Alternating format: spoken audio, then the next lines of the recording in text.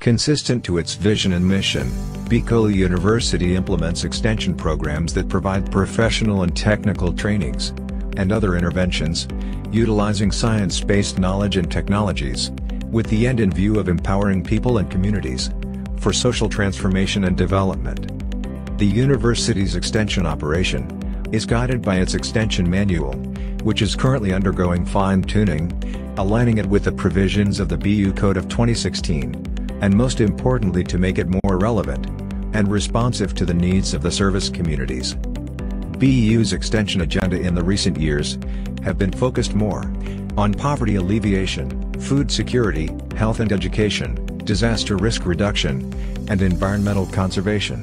After series of internal deliberations and stakeholders consultation, a new RD&D agenda, which capture the aspirations of Universities 4.0 will soon take effect.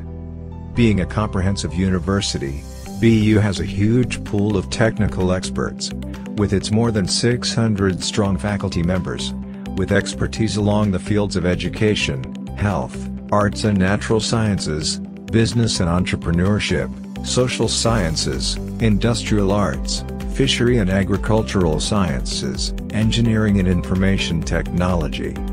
This diverse expertise of the faculty members enables the university to respond to various technological needs of its clienteles.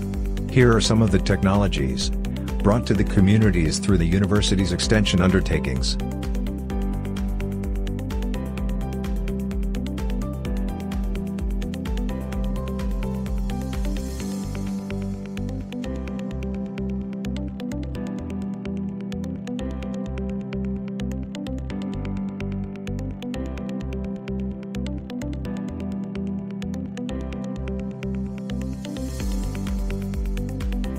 In 2017, EMD organized the Leicester Linking Education to Society through Extension and Research Program, which aims to partner with government and non-government agencies in the region for the common cause of community service. 22 organizations formalized their partnership with Bicol University in a Memorandum of Agreement. Through the Leicester program, DSWDRF05 tapped BU to implement a multi-million skills training program, region-wide. A total amount of $313 million was downloaded to BU to implement 587 skills training projects for around 27,000 beneficiaries. The implementation of this DSWD-funded skills training program involves faculty members of at least 8 colleges or units of BU, namely EMD, BUCAF, BUTC, BUGC, BUPC, BUCSSP, BUCE and BUSA. It was also through the Leicester program where Filminera, a privately owned and managed mining company in the island province of Masbate, sought the services of Bicol University for a research undertaking. This project is being implemented by faculty members of BUCS, BUCSSP, the RDMD and the EMD. Likewise, BU has joined the Tsokolate at Pandasal Group, organized by the Armed Forces of the Philippines Bicol. DAP's membership is composed of regional government offices and non-government organizations that regularly meet every month. The group provides support and services to impoverished areas in the region for the purpose of peace and development. BU's membership to this group further strengthens the university's linkages to other member agencies. Over the years, the university has established linkages with international, national, regional and local agencies.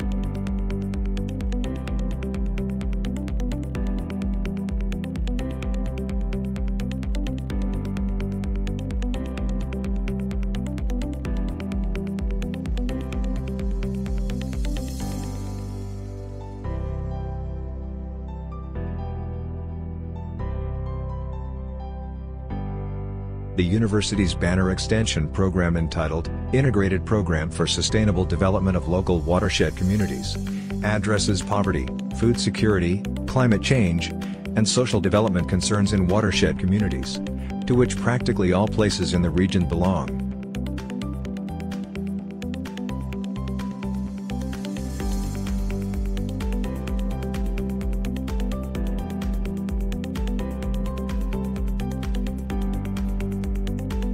Here are some of Bicol University's best extension projects.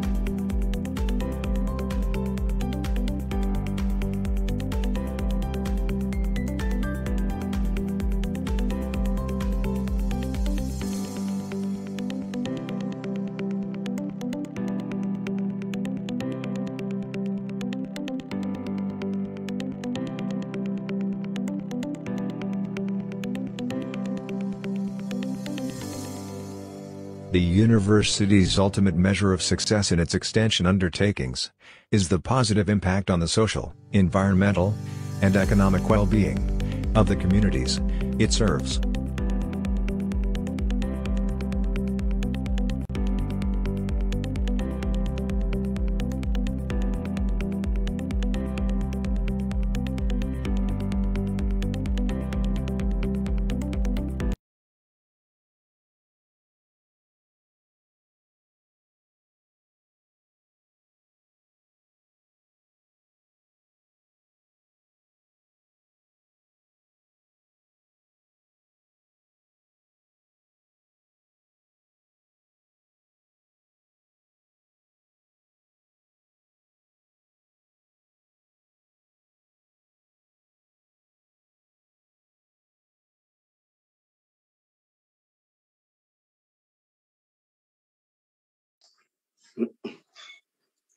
Good morning, everyone. Hello po, good morning sa ating lahat. Good morning. Good morning.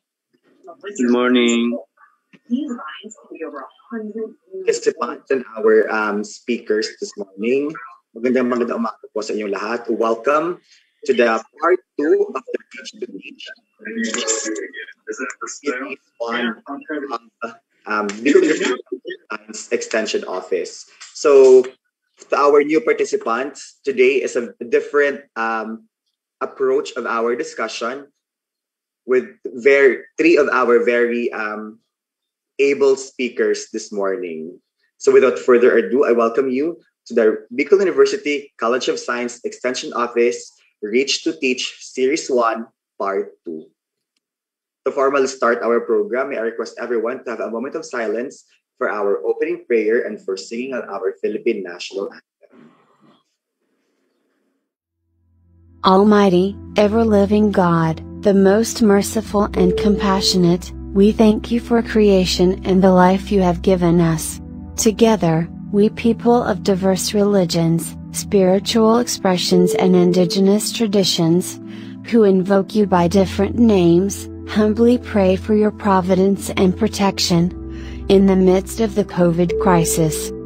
Strengthen and guide government leaders and private agencies, especially our administrators, faculty and staff, for the wisdom to do what is right and just.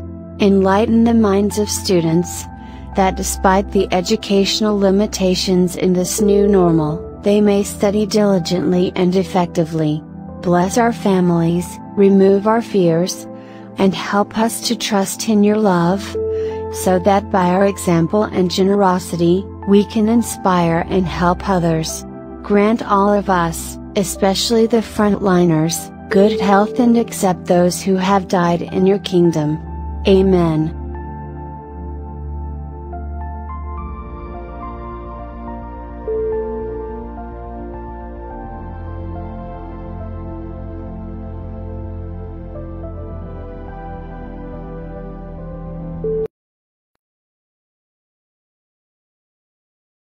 Bayang magiliw, perlas ng silanganan, anak ng puso, sa dibdib mo'y buhay. Lupang hinirang, duyan ka ng magiging, sa manlulupig, di ka pasisili. Sa dagat at bundok, sa simoy at sa langit na baga, may nilagang tulad, awit sa paglayang minamahal.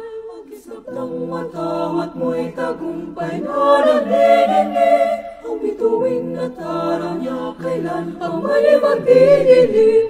Lupa ng araw ng ating pagsinta, mo'y langit sa piling mo. Aming ligaya na pamay mga pirang mamatay ng dahil sa'yo.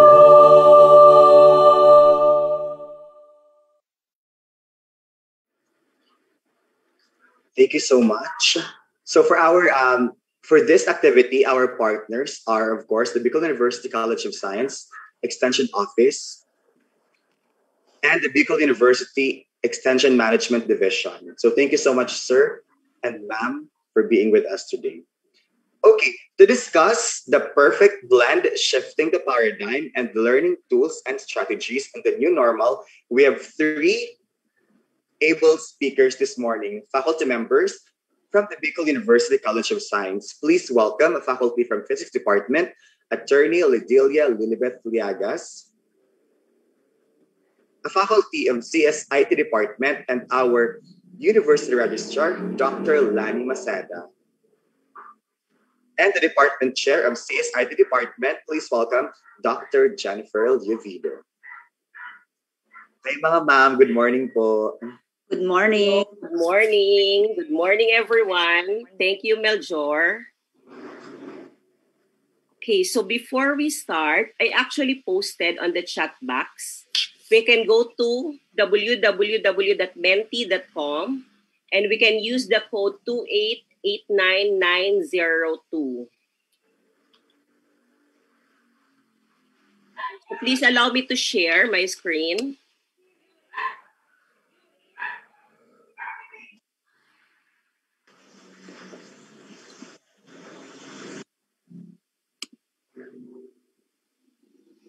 Okay, thank you. So it's good to know. How are we today? So some answered excited, motivated, inspired, happy, and most had answered great and good. They feel great and they feel good. Thank you everyone for your participation.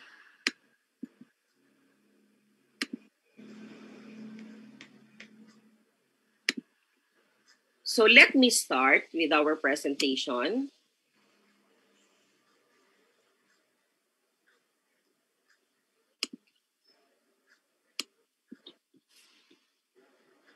Again, good day everyone. Thank you for joining me this morning. It is an honor for me to present to you our topic for this webinar series entitled The Perfect Blend, Shifting the Paradigm. Now, this webinar series is brought to you by BUEMD and College of Science. Thank you to our BUCSD, Professor Jocelyn Serrano, and to our Associate Dean and Extension Coordinator, Dr. Romel Evan Paje, for taking this initiative. I am Lani Maceda, and you can call me Lani. Joining me this morning are my two beautiful colleagues. We have one of the best professor in the College of Law and Physics Department in Bicol University. Now we are lucky to have attorney Dr. Lidilia Lilibeth Liagas and the Department Chair of the BS Computer Science and IT Department of Bicol University. We have Dr. Jennifer Llovido. I am truly grateful to you guys for being with me by sharing our experiences and insights on our topics for this morning. So here's our content guide for this morning. We have our learning goals. We will be presenting our learning goals, the challenges, what to expect, about blended learning, about synchronous and asynchronous, and also the feedbacking. So these are our learning goals: to help build awareness of the resources and strategies to narrow the digital equity divide, and to learn some strategies to implement and move between models fluidly. Now, starting last year of March, everyone actually experienced this emergency crisis due to pandemic. Yes, we heard it right, that we all just went through an emergency crisis. That is why, even like us in the academic sector, we are not given the choice but to adjust on the situation. Hence, the ultimate option for our instructional delivery is through our remote learning and teaching. Now, both the teachers and students faces various challenges on how we will be going to survive and go through this school year 2020 to 2021. Now, as presented by the International Society for Technology in Education, or ISTE, they actually identified 3 challenges. And these are, the first one is teach in person and or online. Now, what is this? This is actually the issue on the fact that it is not possible for all of us to have a face-to-face setup just like the traditional one. However, it is an accepted one for us that unstable internet or poor connectivity is actually a reality check. Then the second is the collaboration and connection while social distancing. Now, we normally have group work in class. That's the usual setup. And we also see the difficulty on the execution of this, since the students are on a different geographical settings. Then the third one is to move between models fluidly. Now, this actually pertains to the smooth adjustment across different technologies and platforms. Now, with this, as a teacher, we actually have to be resilient in teaching. Now, this means that the teacher has the ability to facilitate the learning experiences that are designed to be adaptable to the varying conditions that we have, especially in consideration with the status of our students in terms of its accessibility. Now, as mentioned earlier, both the teachers and students are facing challenges. Now, one challenge is, this is one great challenge for all of us, how to shift from the traditional setup towards a technology-rich classroom. Now, the teacher needs to identify on what is the best possible approach for their students. However, it is common for us that there's no single approach which may be applicable due to the varied technological and personal concerns of our students. Now, as a teacher, what we have to do is we need to actually adjust to cater them all. Now, yes, however, this challenge is actually accepted by the teachers. Now, what to expect? Because of this paradigm shift, what do we need to expect in this new normal? Now, yes, okay, this is just a real talk. The teachers are also actually struggling just to keep with their online classes. They need to consider on how their pedagogy be translated into a technology-based environment. Now, we have this meme. I believe actually that both the teacher and the students felt differently during this strange time. That is why this meme could capture on how we mostly feel during this strange time. Now, you see, one is saying that all will be going to be fine. And that shows the positivity among all Filipinos. Some also think that especially our students and even actually the faculty members, wherein they almost forgot already on what day of the week it is, since we are almost on a work from home scheme. Now, we have various models. One is the blended learning. Flex is the model adopted by Bicol University.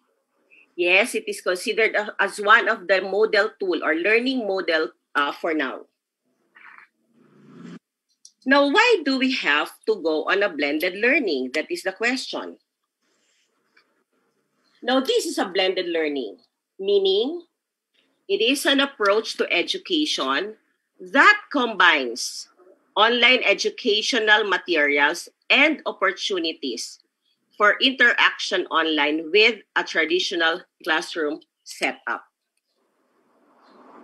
Now, as previously mentioned, like us in the university, we adopted the flex learning.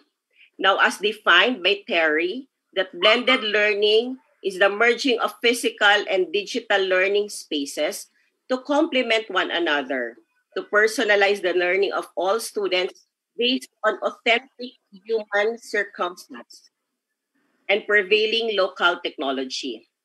Now you will notice we have various type of blended learning. We have the supplemental, we have the outside in, we have the inside out, mastery, flipped classroom, project-based, and a lot more. Now let me proceed with the next slide. Now we have the blended learning models. This includes the provision for study and collaborative spaces. Now the teacher may provide here actually a breakout rooms. For instance, one instance is the breakout room. We have the science lab. We have the collaborative rooms or the intervention. So now with me, I actually opted for a flex model, wherein we let our students move on fluid schedules among learning activities depending on their availability and need. Now, the first step is, how do we get started with our blended learning? Now, we can actually consider this diagram. First, we can focus on the learner's profile for us to know the status and whereabouts of our student. We can make use of a Google form. Now, second is, we can allow our students to set goal throughout the lesson. And the third one is we integrate technology tools to build individual pathways among our students.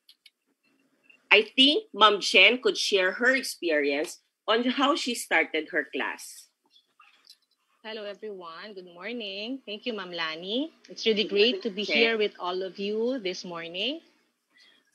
Am I audible? Could you hear me? Yes. Yes, Ma'am Jen. Thank you. Okay, so in terms of focusing on the learner's profile to get to know my students well and focus on their profile, I started my class with a class group chat, which was set up in Facebook Messenger for our initial announcements and to initially be able to add all the students in each block at the start of each semester.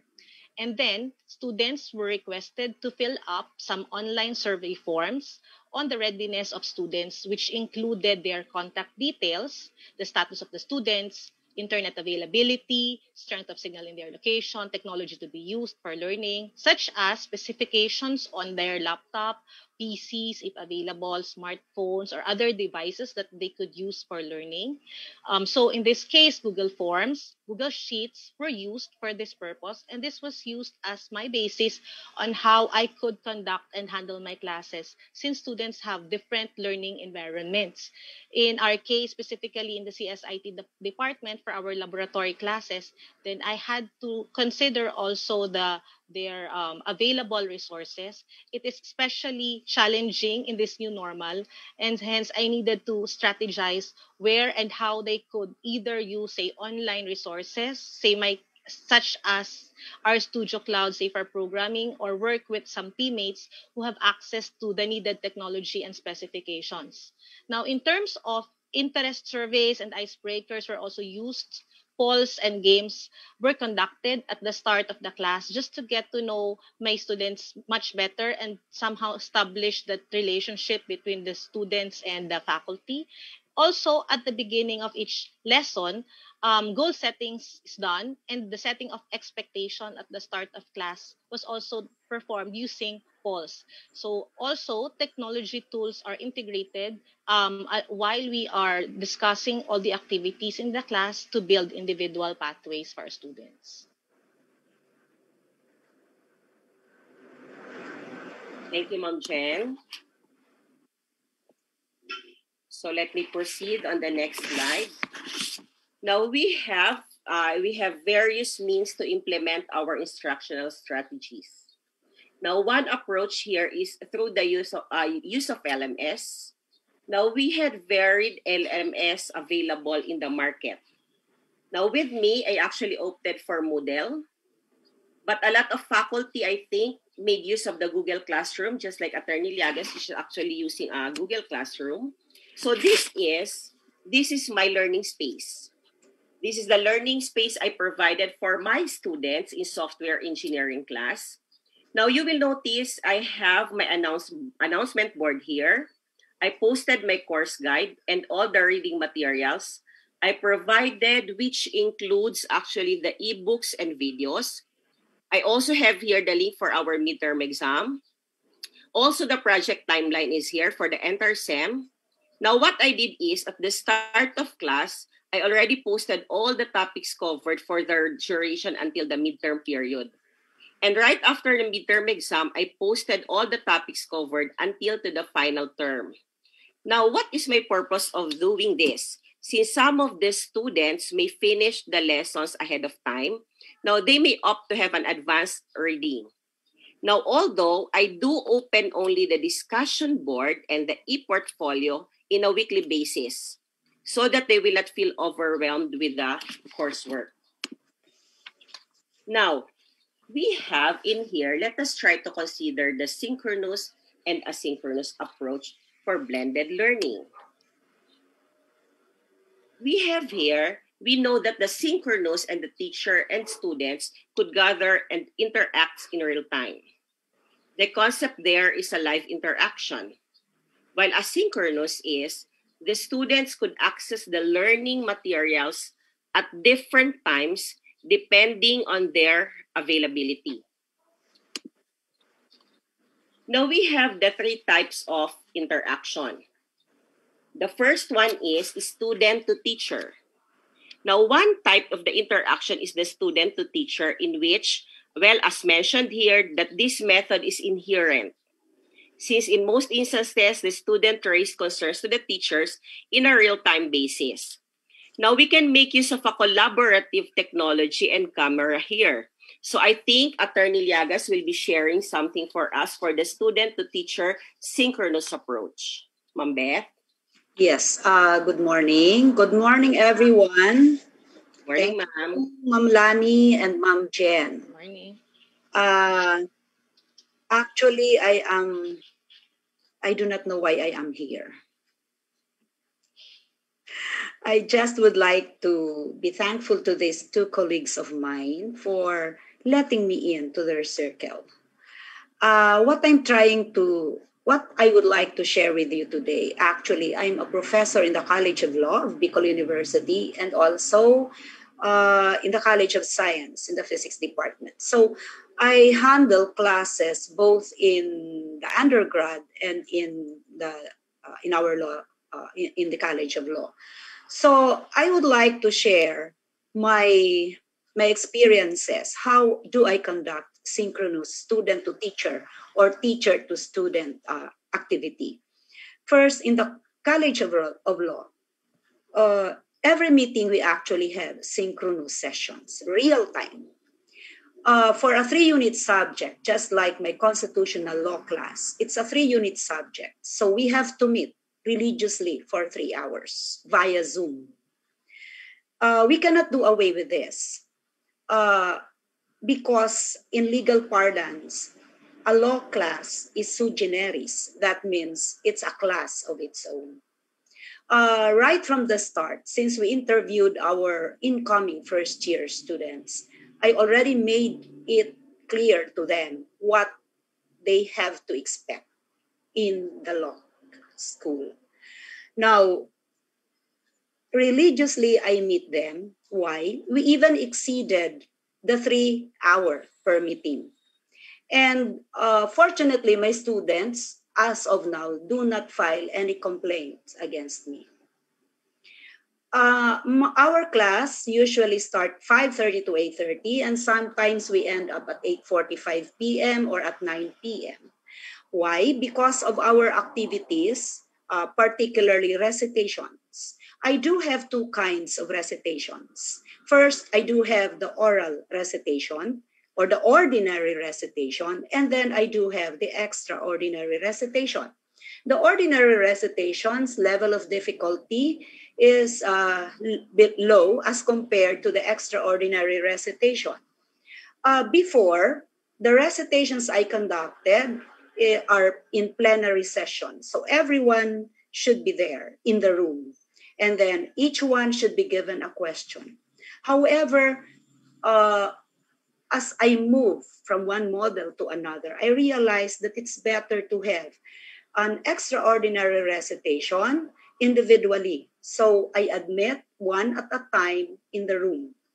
And then after each one has recited, then I have again a plenary session for all, wherein we discuss the answers, their answers. The students give me their answers, and then I will criticize.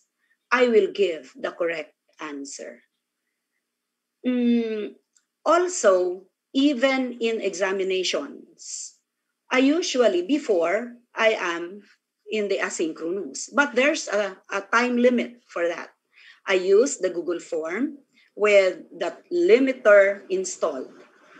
But now, I already shifted back to the Google Classroom, where I posted the quiz or the questions, and then they have to write on paper, handwritten. And then they have to scan it or take a picture of their answers and post it again in our Google Classroom. Why is that so? In the Google Forms, the students directly answer. Now, as compared to the level of intelligence in terms of technology, it's a judicial notice that I am not tech savvy, and my students are. So when I check their quizzes via Google Forms, perfect definition. So most probably they can open other windows, other apps, and all they have to do is to copy and paste to the Google Forms. So as professor, we really have to struggle. Now, the student to teacher in the College of Law is actually the student first has to give to me their answers. And then I will have to give them the correct answer. Now, let this not be a setback for all of those who like to enroll in the College of Law. Our objective actually is for them to become lawyers. So my objective is not to let them just pass my subject, but to prepare them for the bar examinations. That is the reason why I usually conduct extraordinary recitation. On the part of the teacher, it is time-consuming and it is very burdensome. Why? If I have 30 students, I have to prepare 30 questions, different questions. Now, if it is an extraordinary recitation meriting 10 points, I have to prepare 2 questions per student, 5 points each. Now, this is also a struggle on my part. Why? Before the pandemic hits the country and before the implementation of the social distancing, I am already an anti-social person. I do not have Facebook account. I do not have Facebook Messenger. Now, because of this, I have to create a Facebook account where I will make some announcements for my students to be notified, to be informed that there are some things posted in their Google Classroom. Now, I had this at this time. I am already a little bit convenient in using the Google Classroom, the Google Forms. Thank you to my resource persons, to my resource teachers. I usually call them how to do it, what am I going to do, but actually it's really a pain in the ass. Now, I would like to take this opportunity to share my experiences.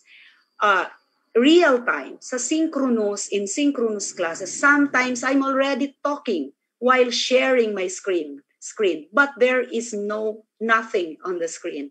And then the student will PM me, ma'am, nothing on the screen.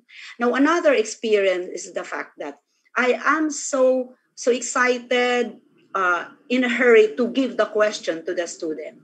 And when I flash the questions on screen, the questions are already there and the student was already able to read that, and then suddenly she will say, mom, like this, choppy, my connection is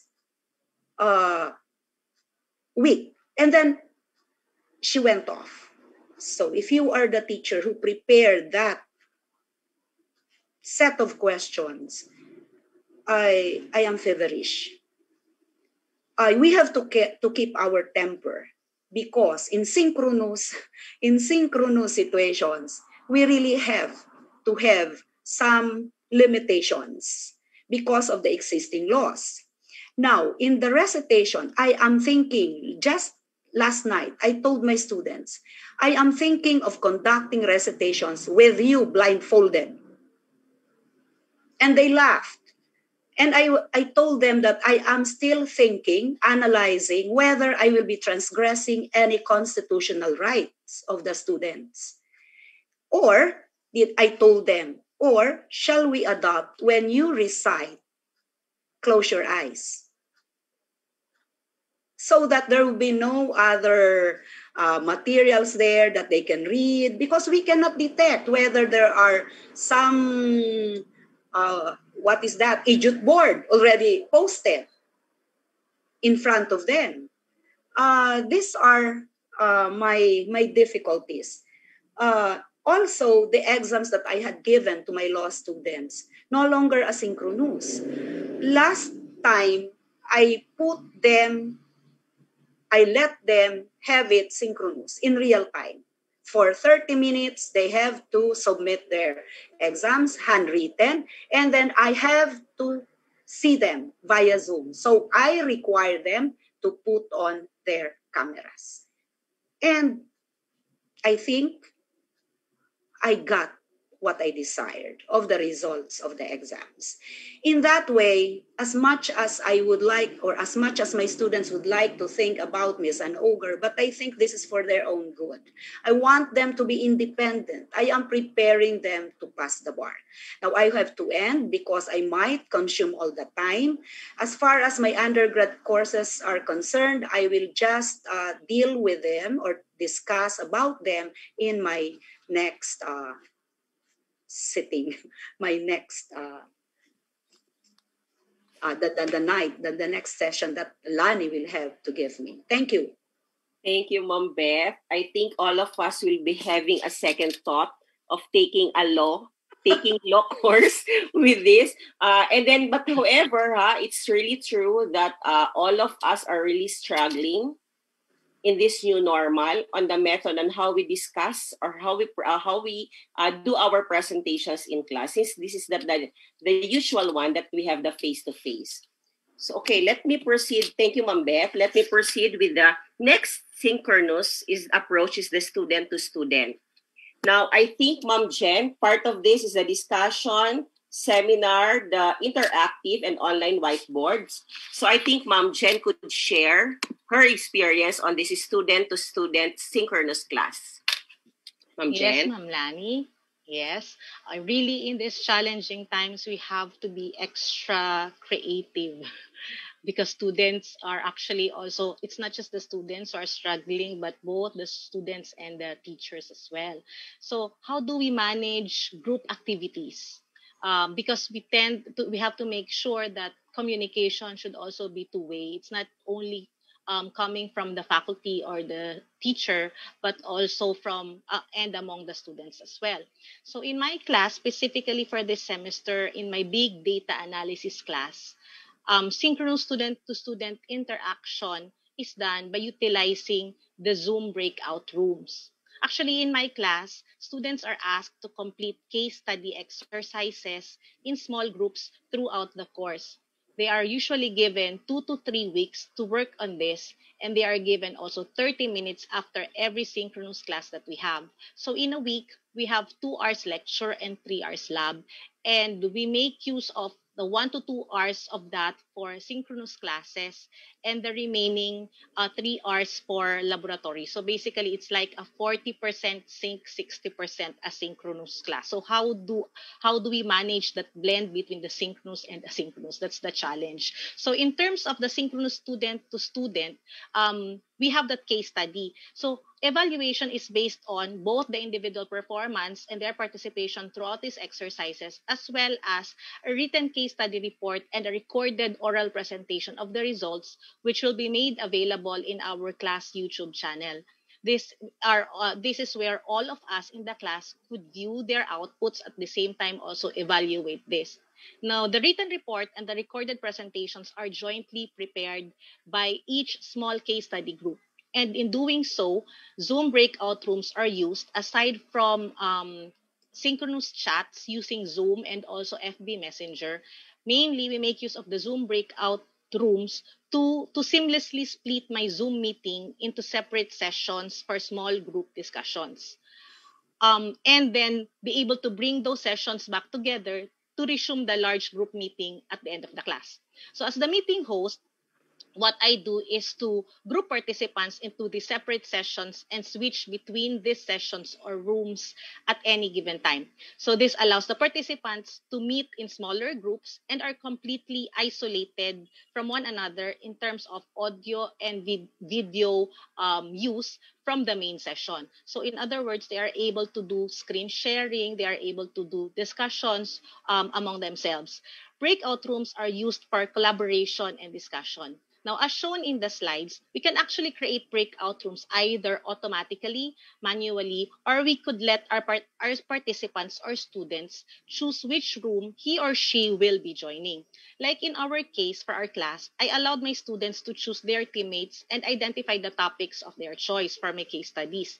So say for instance, in a class of 35 to 40 students, with each group comprising of, say, 4 to 5 students, I expect to have 7 or 8 groups. Hence, at the start of each sync session, I would create 7 to 8 rooms with the appropriate settings in terms of the durations on how long they are allowed to do the discussions, and I would and name each room according to the name of each team, and therefore I allow my students to join the appropriate rooms. Now, the breakout rooms, the host or I as the faculty can move between the breakout rooms, especially in times when they request for help from a host while in a breakout room. So that's it, Ma'am Lani.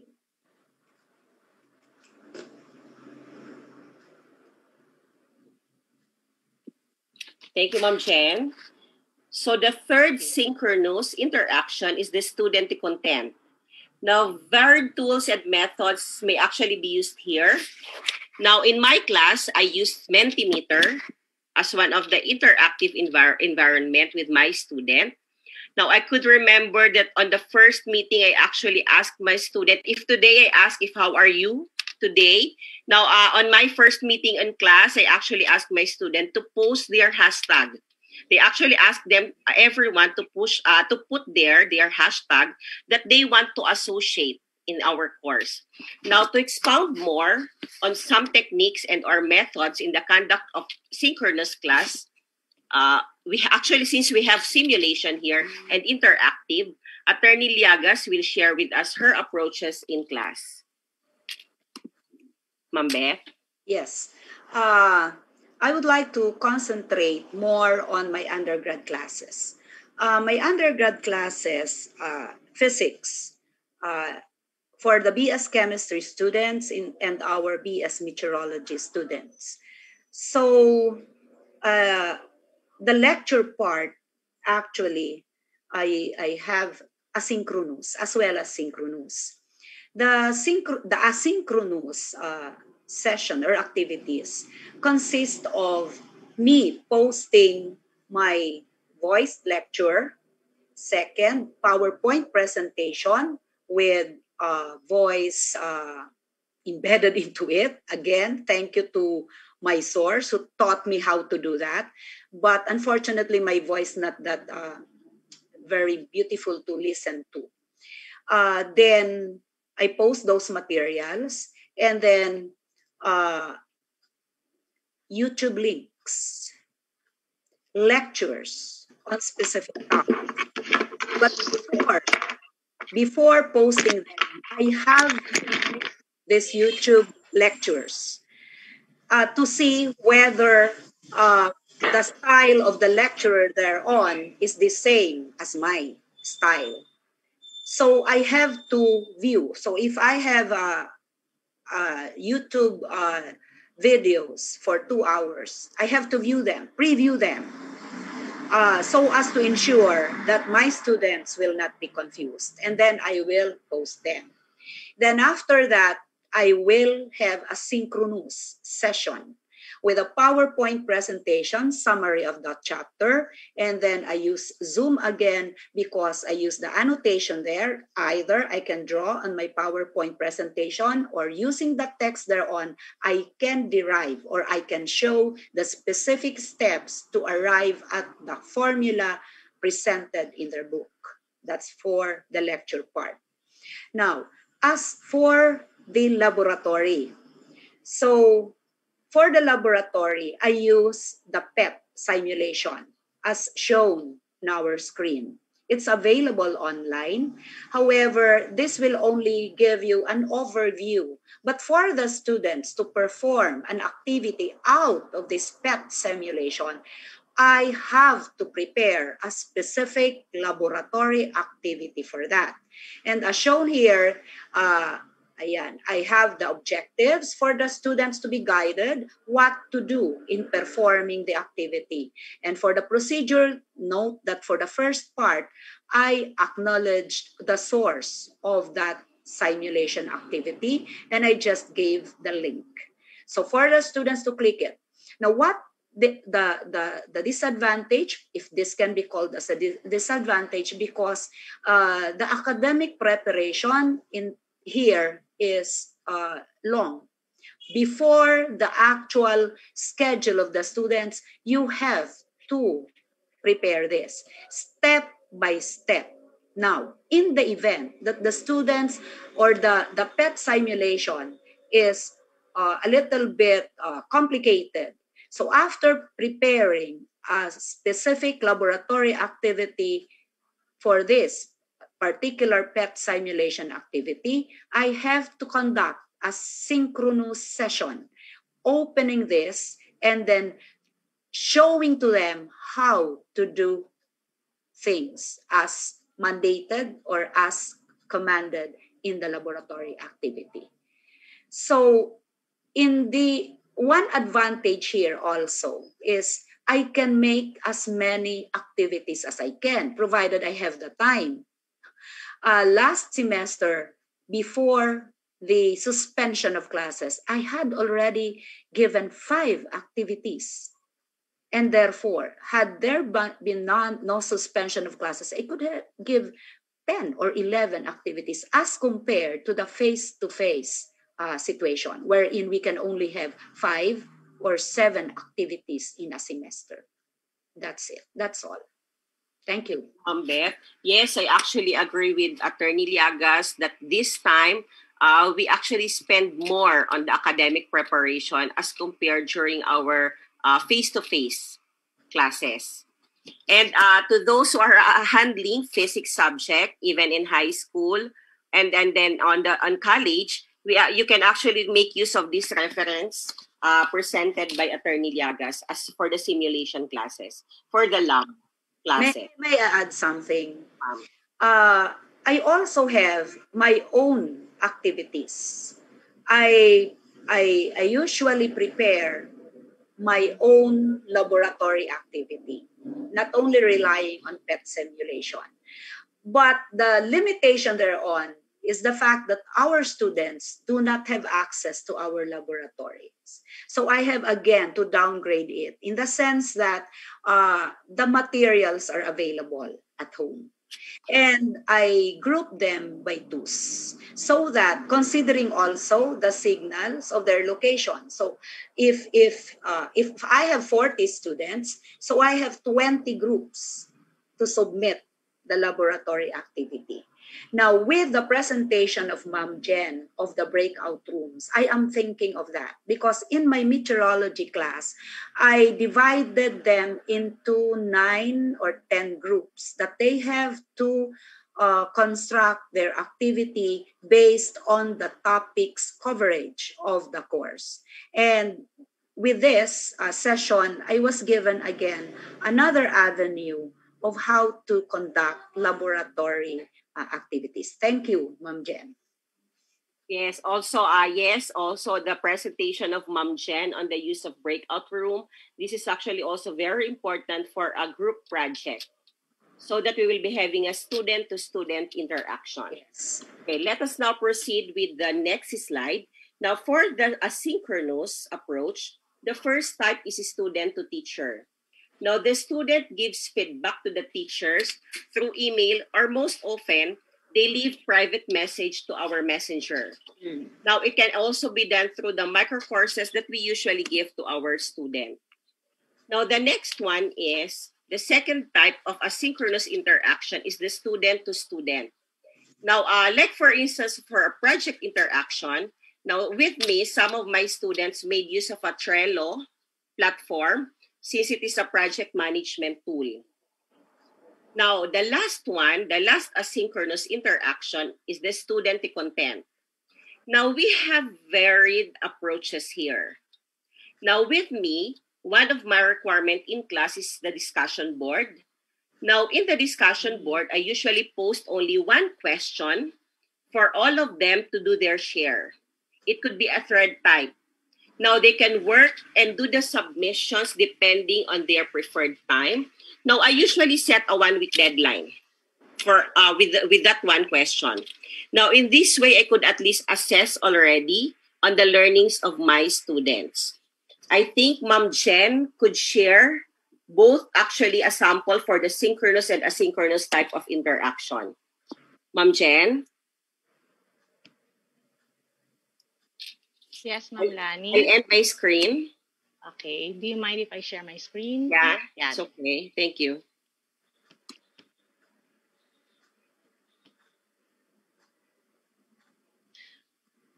Okay, so basically the whole discussion is all about the perfect blend, right? Therefore, in my discussion, I hope you don't mind if I try discussing that blend already between asynchronous and synchronous learning strategies across our three types of interaction, namely our student to teacher, and student to content. So let's have some participation for this activity, just to introduce you an app or a tool that you can use aside from what we used in the start of the session, which was Mentimeter. Okay, so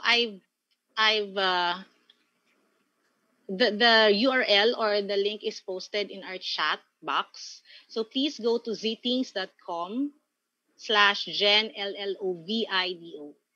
I think this is also a very good alternative. You could just type this on your phones if you have your phones or any devices that you have, your iPads, your laptops. No need to install anything, no setup needed. This app is called Zthings. Let me share with you the link. So it's in the chat box already. I'll give you a few more seconds for you to join in Zthings.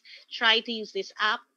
So in Zoom, let me share with you my view as the presenter if I use Zthings. So if you are in Zoom, you will be seeing the view of the presenter. But if you are in zthings.com/GenLUvido, then you will see the view also of our participants. So the students will see that view. If you are the faculty, you'll see the view at Zoom. So just for you to give, just for me to give you a feel of it. Okay, so let's see. For some interactions, I have there some questions, actually just one question. And I would request you please to give your answers.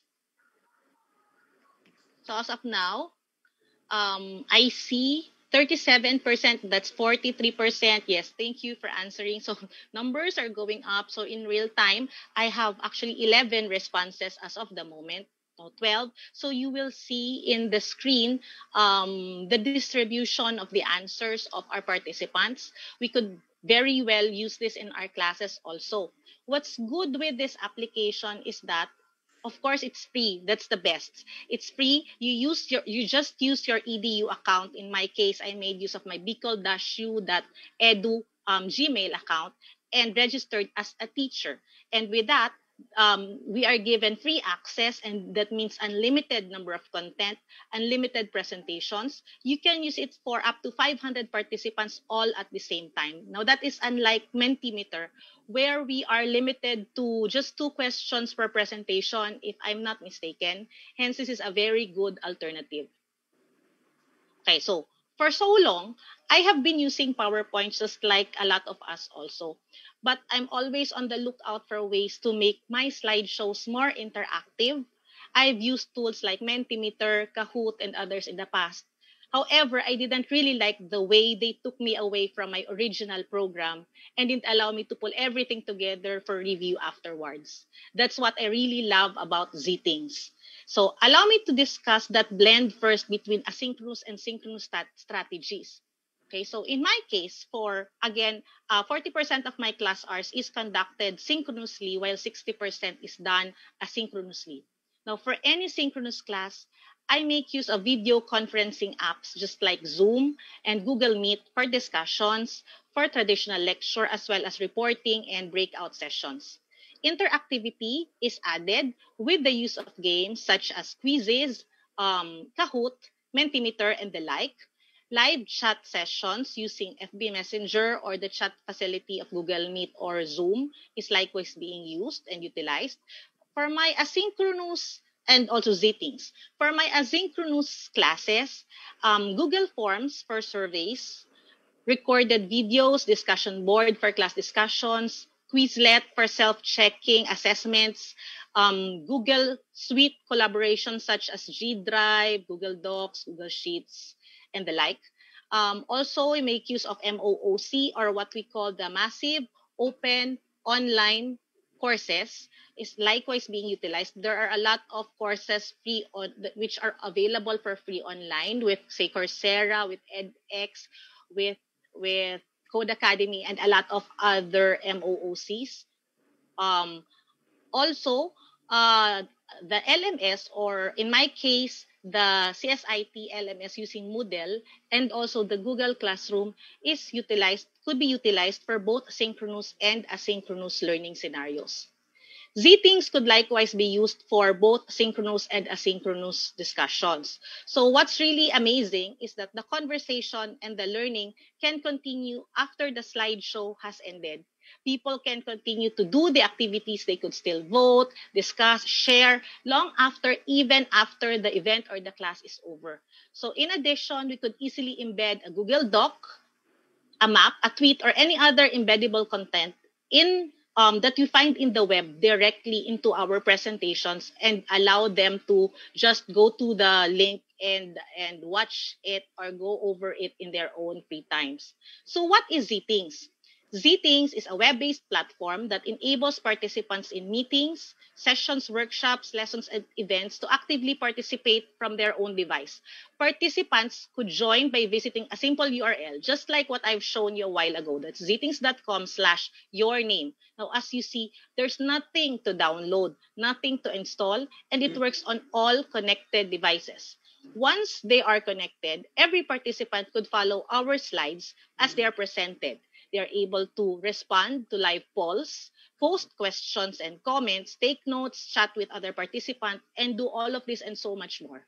All this interactivity gets people engaged with the topic at hand and helps us collect valuable data about what our participants are really thinking of. So these are just some examples of how I made use of the polls for my class this semester. So like the first and the second made use of multiple choice types of question where you could either answer just one, pick one out of the selection, or you could have multiple selection. The third one actually is for text answers. So like I asked before we start our discussion today, what have we learned last meeting? Something like that. And then another example would be represented in the form of a word cloud, such as this example when I asked my students, when you hear the phrase big data analysis, what comes into your mind? And then this allows me now to start discussing my topic for that day. Also worth noticing is here at the left-hand side, the student could actually post or contribute to the discussion, ask questions using the activity wall. And there are a lot of other very nice features for this app.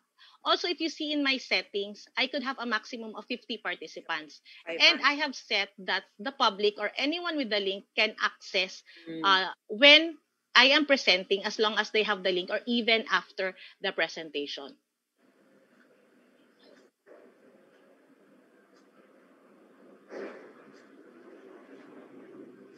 So if I click on stop, that would mean I will now stop sharing.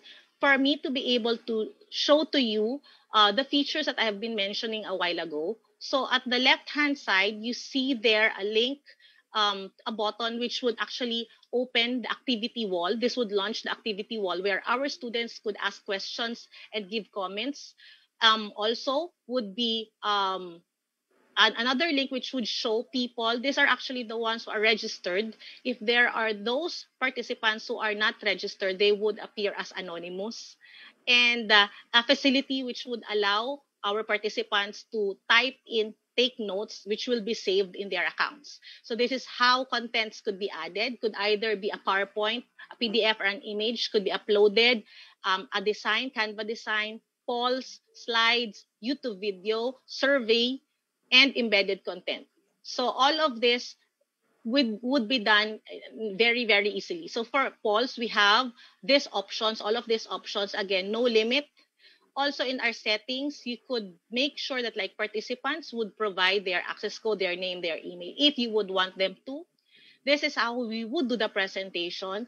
Also, another nice feature of Zthings is that it actually allows us or provides us with analytics where we could have like an overview of how many participants we already have.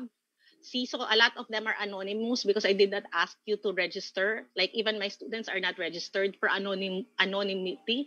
And then also the list of responses. So you'd be able to see them, some posts, and how many presentations you have made already. So all of these are made available with Zthings. And finally, with Zthings also, after all of the presentations, when you're done with your class, you could actually even share the link to your class. And then those who were not around during the synchronous class, they could still participate in the discussion using the link and go through the link. Yun nga lang, minus the audio. That's the reason why I make use of Zoom with Zthings, because Zthings would handle all of the content minus the audio. So perfect combination with Zoom. That's it. Hope you would have time to visit, explore, and take advantage of the features provided by Zthings. Thank you. Thank you, Ma'am Chen. This is actually a very informative presentation for us. We can consider Zthings because one practical reason is it's actually for free. And then this is a take-all learning environment. Thank you, Ma'am Chen. So let me share again my presentation. Let me go back to our presentation. Okay, so we now have our lessons learned, how we provide consistent, frequent, and authentic feedback.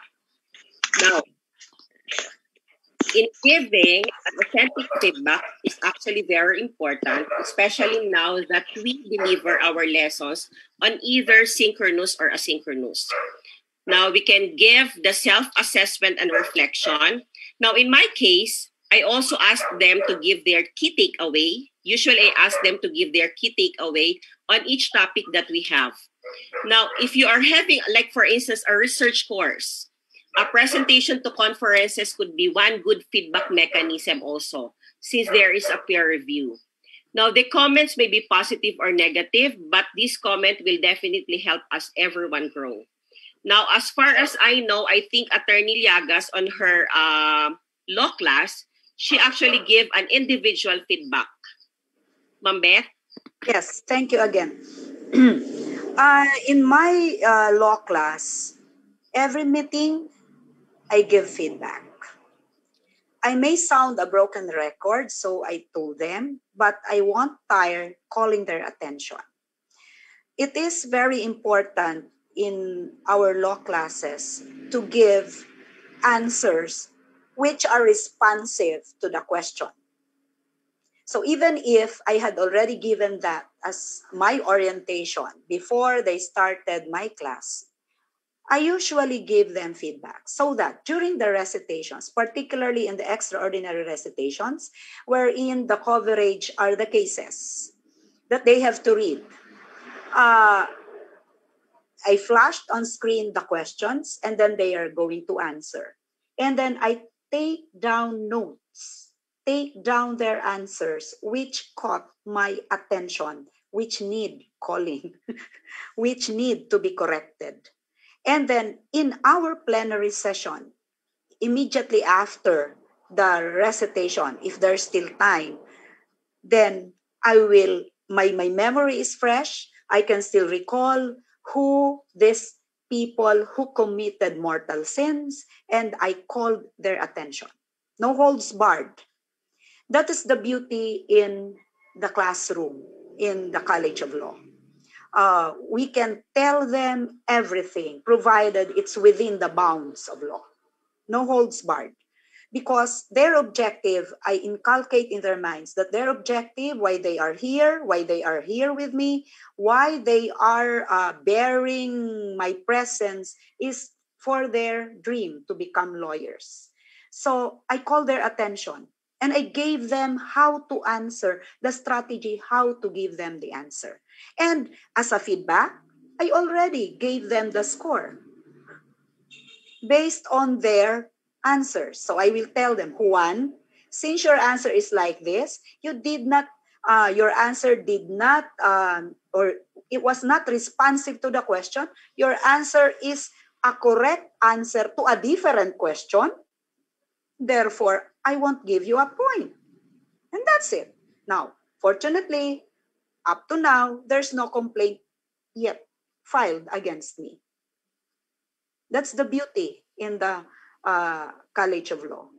And in the exams, in the undergrad, when I gave the recitation, modified, I say it, because grammatically when you say recitation, oral yun. But because of our situation, I had a modified recitation that I put it on writing for the students to access it asynchronously. But I will consider it synchronous because it's real time. I'll just give them, say, 20 minutes, 4 to 4:20, they have to submit.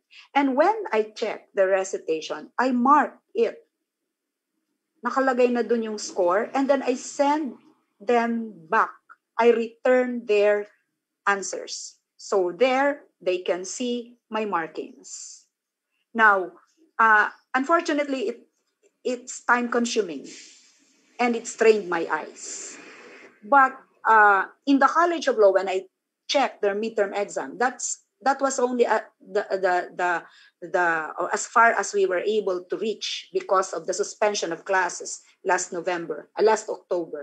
I checked their midterm exams, and every number I gave points. So nakatabulate yun per student. I can no longer write it on their paper. Why? Because that is, again, to preserve the sanctity of my questions. Because questions in the College of Law class are very difficult to construct. It will take me one day to construct because we have to base it on cases.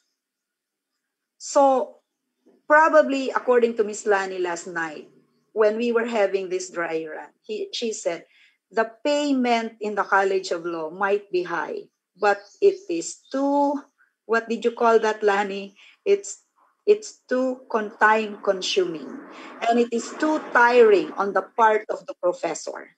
Because the academic preparation, if I have my class 5:30 to 8:30, the whole day of that, I am free of my undergrad classes. I devote it to these cases, preparation for their recitations. So technically, yung hourly rate doon, hindi nalatabi yung per hour na binigay sa'yo. That's only the contact time. But if you divided by 8 hours, your hourly rate actually is very, very low. Now, that's how I give my feedbacks to my students. Consistently, authentic, and regularly in my law classes. Thank you. Thank you, Ma'am Beth. That's a real tip for everyone on how to do feedbacking. Now, just a simple tip on the strategies, on the components of a high-quality feedback it is said to be distinct and timely. Our feedback should be geared towards our goals set for the topic, for instance, and let us provide the feel to our student and exclusivity Yun yung sabi ni Ma'am Beth, exclusivity for their learning experiences, and all should be within the bounds of a reality check, should I say. So let me proceed with the next. So, well, this is actually the usual feedbacking by the teacher that we normally give a grade at the end of the course to our student. Now, we have this share, gather, and connect. Now, as school and communities navigate the uncertainties accompanying in this new normal, now from a Harvard graduate school, we can share, gather, and connect. But the question is how? We can share information.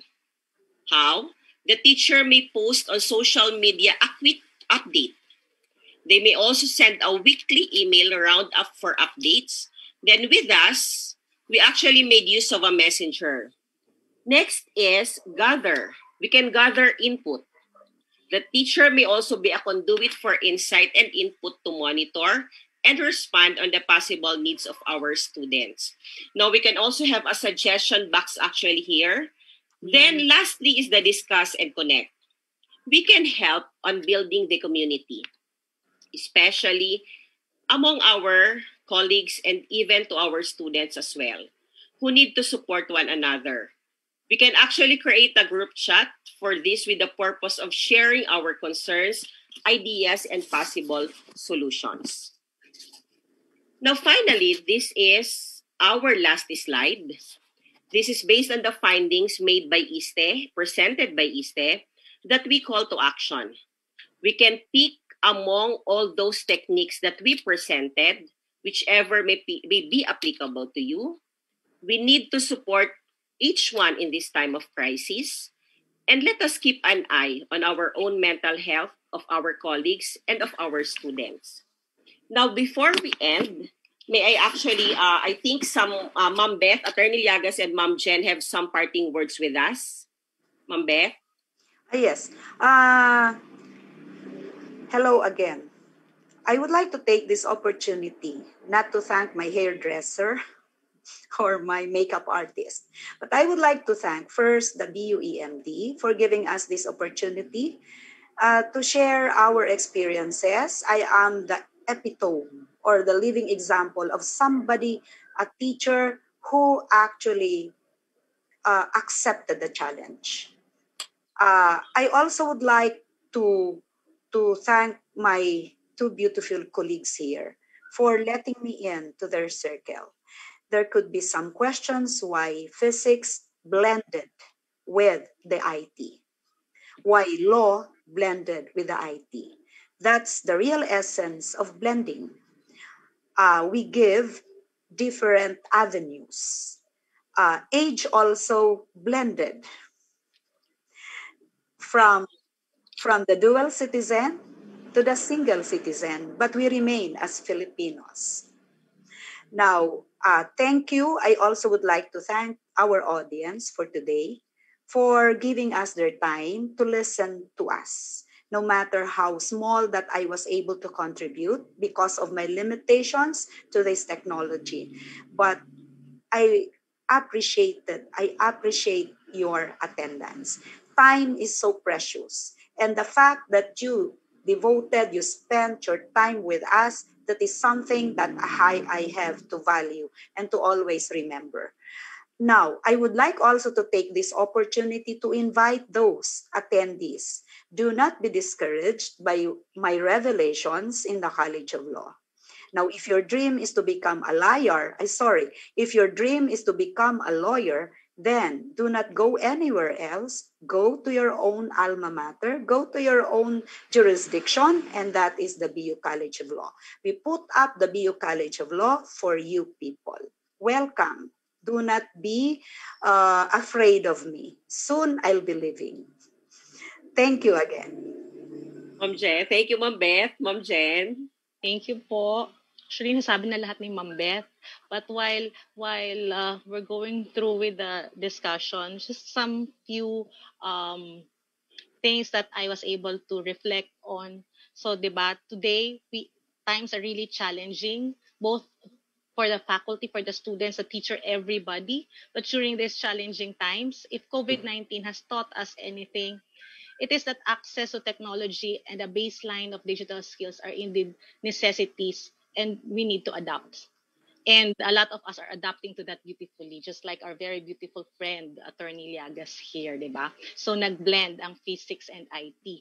So individuals, corporations, educational institutions, and communities have all had to take a leap into a digital environment in order to cope with what may be now the new normal. Now, in the midst of all this, let us not forget our students, the teachers, and the content as well.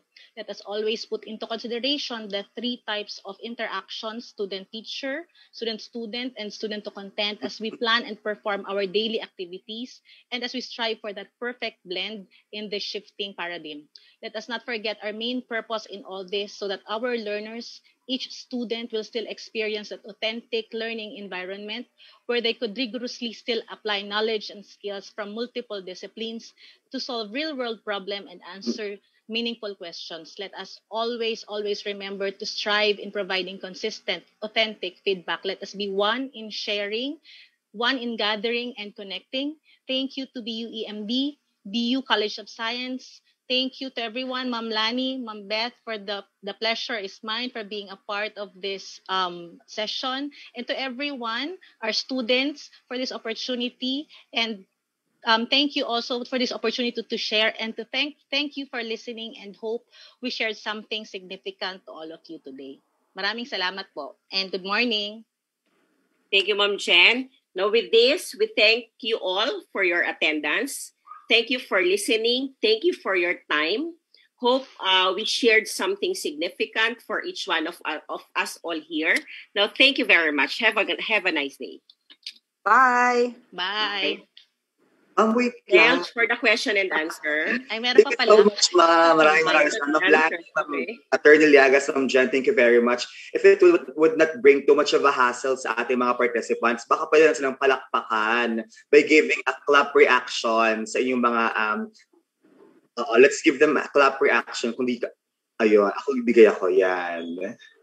Thank you so much. Thank you. Just to give you, konting ano lang no, sa ating chat box kasi parang someone is already thanking our speakers for giving a very, very nice presentation. Siguro marami silang nakuha na insights, especially sa ating mga teachers and also our students listening to us today. So I think at this juncture, may mga questions siguro ang ating mga participants na I'm sure willing to take ng ating mga speakers and to answer. If you are shy, to ask questions, you can just type it and I could just read it for you. May mga tanong po ba tayo sa ating mga participants? Right now, we are 72. Mm-hmm. All in all, it's ating Zoom na webinar. May question po ba?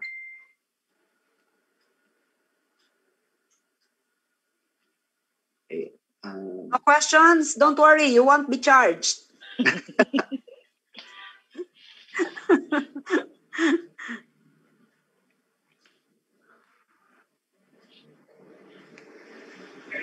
Nahiya yata sila. Natakot na naman sa akin. At thank you, everyone. Actually, I'm reading the post on the chat box. It's very overwhelming for us. Thank you. At least nakapag-share kami ng insight sa inyo. At least somehow kasi we really want, we know that everyone is struggling now. So at least this time medyo baka may mga pwede tayong magamit sa mga classes natin. Thank you. Pwede tayong magamit that are actually free. Yes. Very halaga yun. Friendly sa ating mga teachers and professors.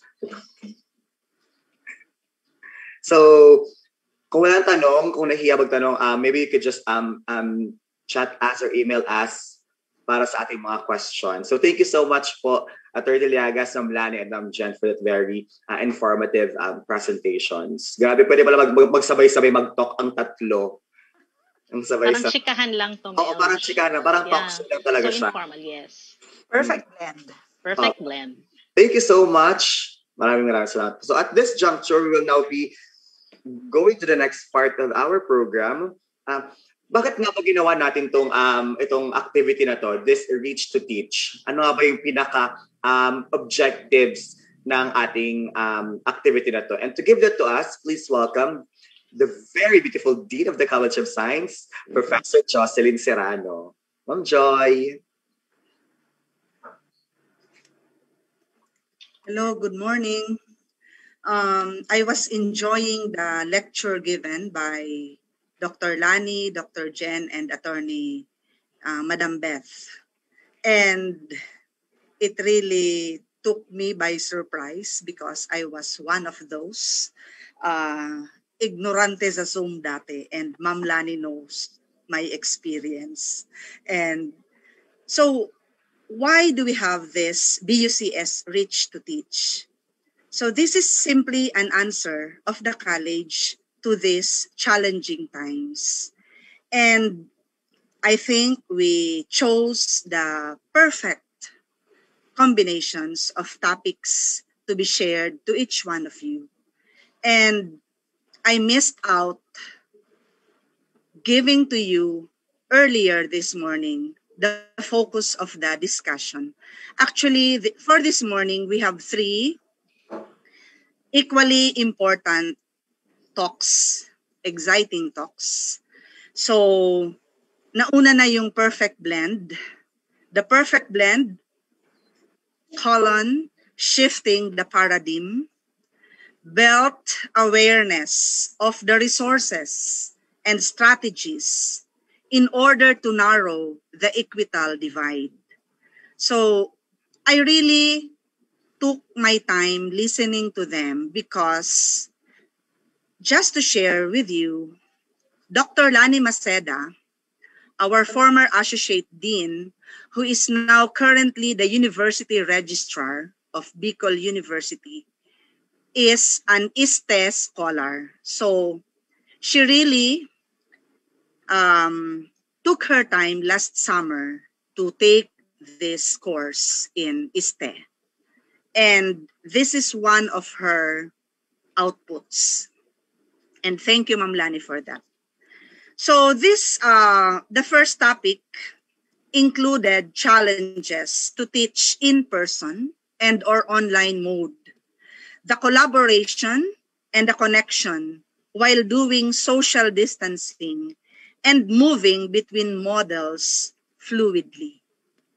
So simply said, the seminar which just concluded, the webinar, sorry, which just concluded, got us to the core of how to shift all those things that we do F2F or face-to-face before to one that is virtual, to one that is tangible, to one that is understandable by the and by the audience. So of course, we had the competent speakers, 2 DIT or Doctor in Information Technology experts, Dr. Lani Maceda and Dr. Jen Luvido. And of course, the physicist / the lawyer, attorney, Professor Didilia Lilibeth Llagas. Okay, so I hope the second topic is not a bit off because this should be the first, dapat nga. But I think this is also quite interesting because we are to promote to the public how to create engaging webinars.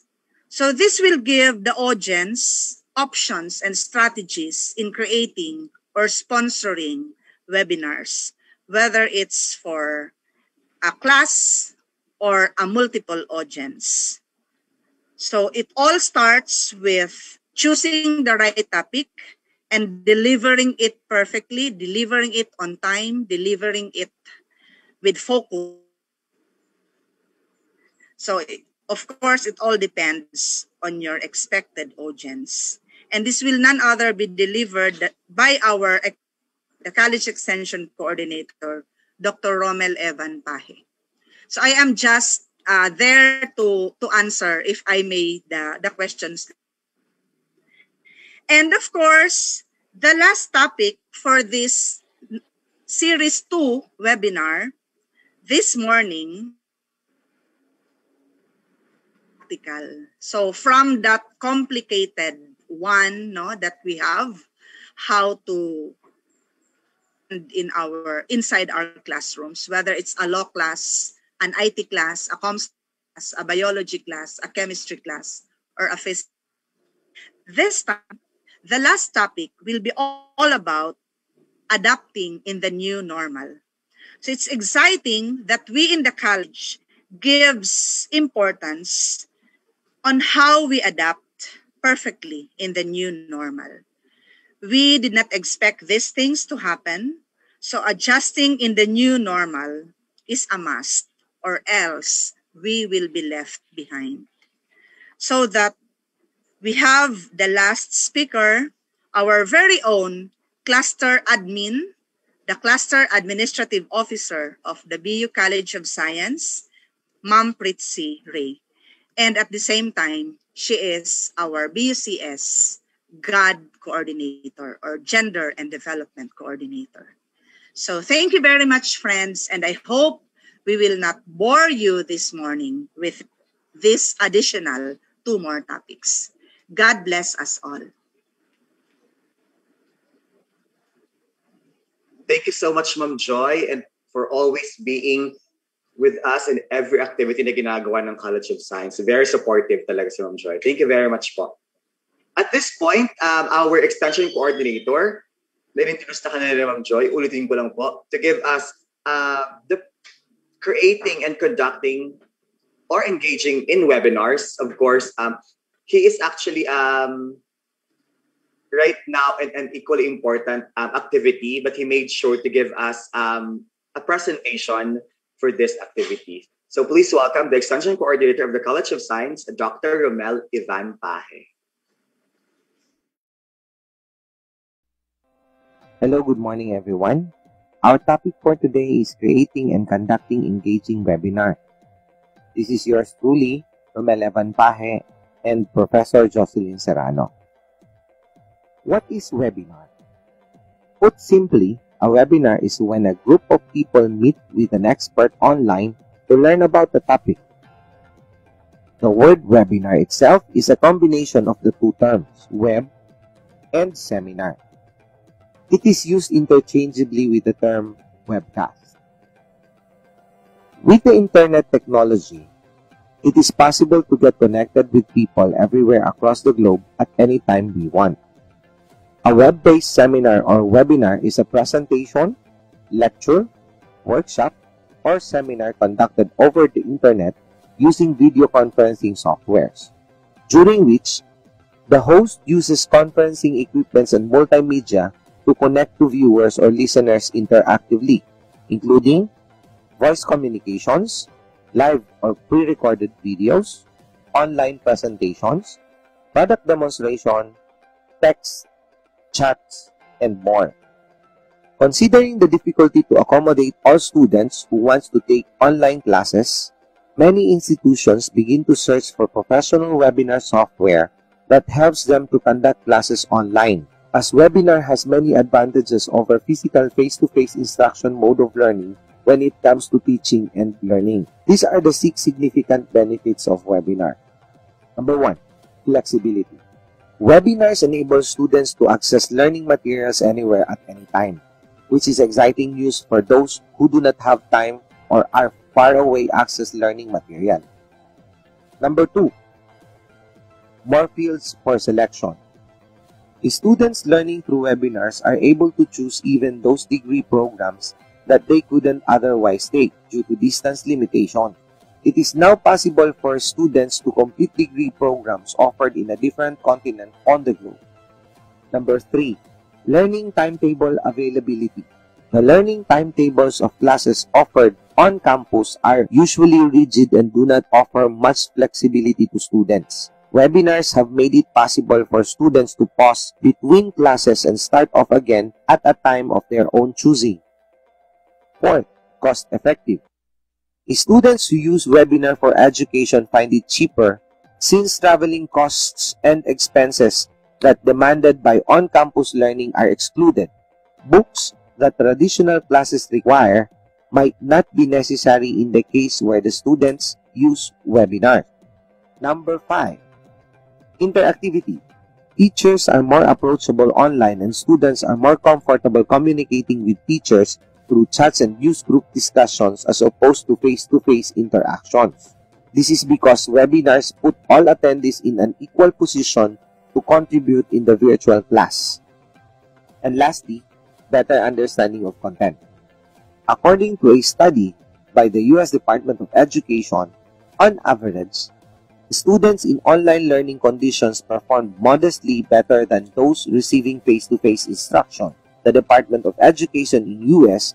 found out that students who take online classes perform better than those who use face-to-face instruction way of learning. Okay, how are we going to create and conduct engaging webinars? Now, these are the checklists. We start with how to get you ready. Now, getting ready.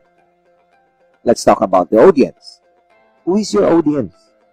Are they youth? Adults? Are they students, colleagues, professionals, or your boss? Do you need information about them or their needs? What are their fields of interest? What are their expertise? What are their occupations? How will you identify all this information?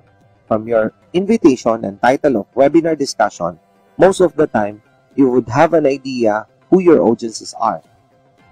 And guess what? Webinars are not lectures. While the majority of the communication does come from the presentation team, there is no reason your audience can communicate with you as well. Invite your attendees to participate. Even if your content is pre-recorded, adding interaction can give it a live feeling. And more importantly, you can always keep their attention. Purpose and structure. Have a clear learning objectives.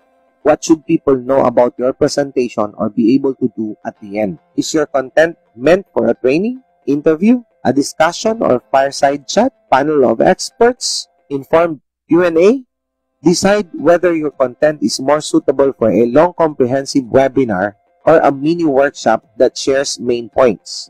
If longer, break up the class into digestible sections with Q&A or questions after each. Plan for how your presentation transitions best from one topic to the next. Length. Now, length depends on the purpose and learning objectives. In a 1-hour webinar, the presentation should be just about 40 to 45 minutes, allowing time for around 10 knowledge check questions. Visuals. Visuals are better than text-dense slides, especially for webinars. Keep it interesting by moving things along visually. Use these tips to keep your presentation simple with limited text and animation, but high-quality graphic. Now, tips for good webinar slides. Use widescreen. A PowerPoint presentation is better in the widescreen, that is 16 by 9 format. Leave bottom space. Leave the bottom 1/10 of each slide empty because that is where the zoom menu bar will appear and covers the part of your slide. Leave top right space. If you use a 16 by 9 slide format, leave a space in the top right corner. That is where a small window with your image or video will appear. Use visuals. As with any PowerPoint-based presentation, use more visuals and less text on the screen. Avoid grainy pictures. Use high resolutions. Because during the transmission, a bit of resolution quality is lost. So poor resolution images show up really blurry on participants' screen. Cite sources. Consider adding URLs or citations for all the charts and studies presented so that participants can read more if interested. Avoid abbreviations.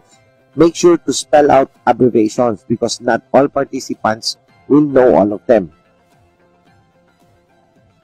Engagement. Tools for engaging in Zoom. Annotate. Annotate allows participants to add to a shared screen. Breakout rooms. This is available with Zoom meetings. This is good for small group discussion and interaction. Chat. Chat is a great tool and good for interaction. If chat is very active, you can miss some questions.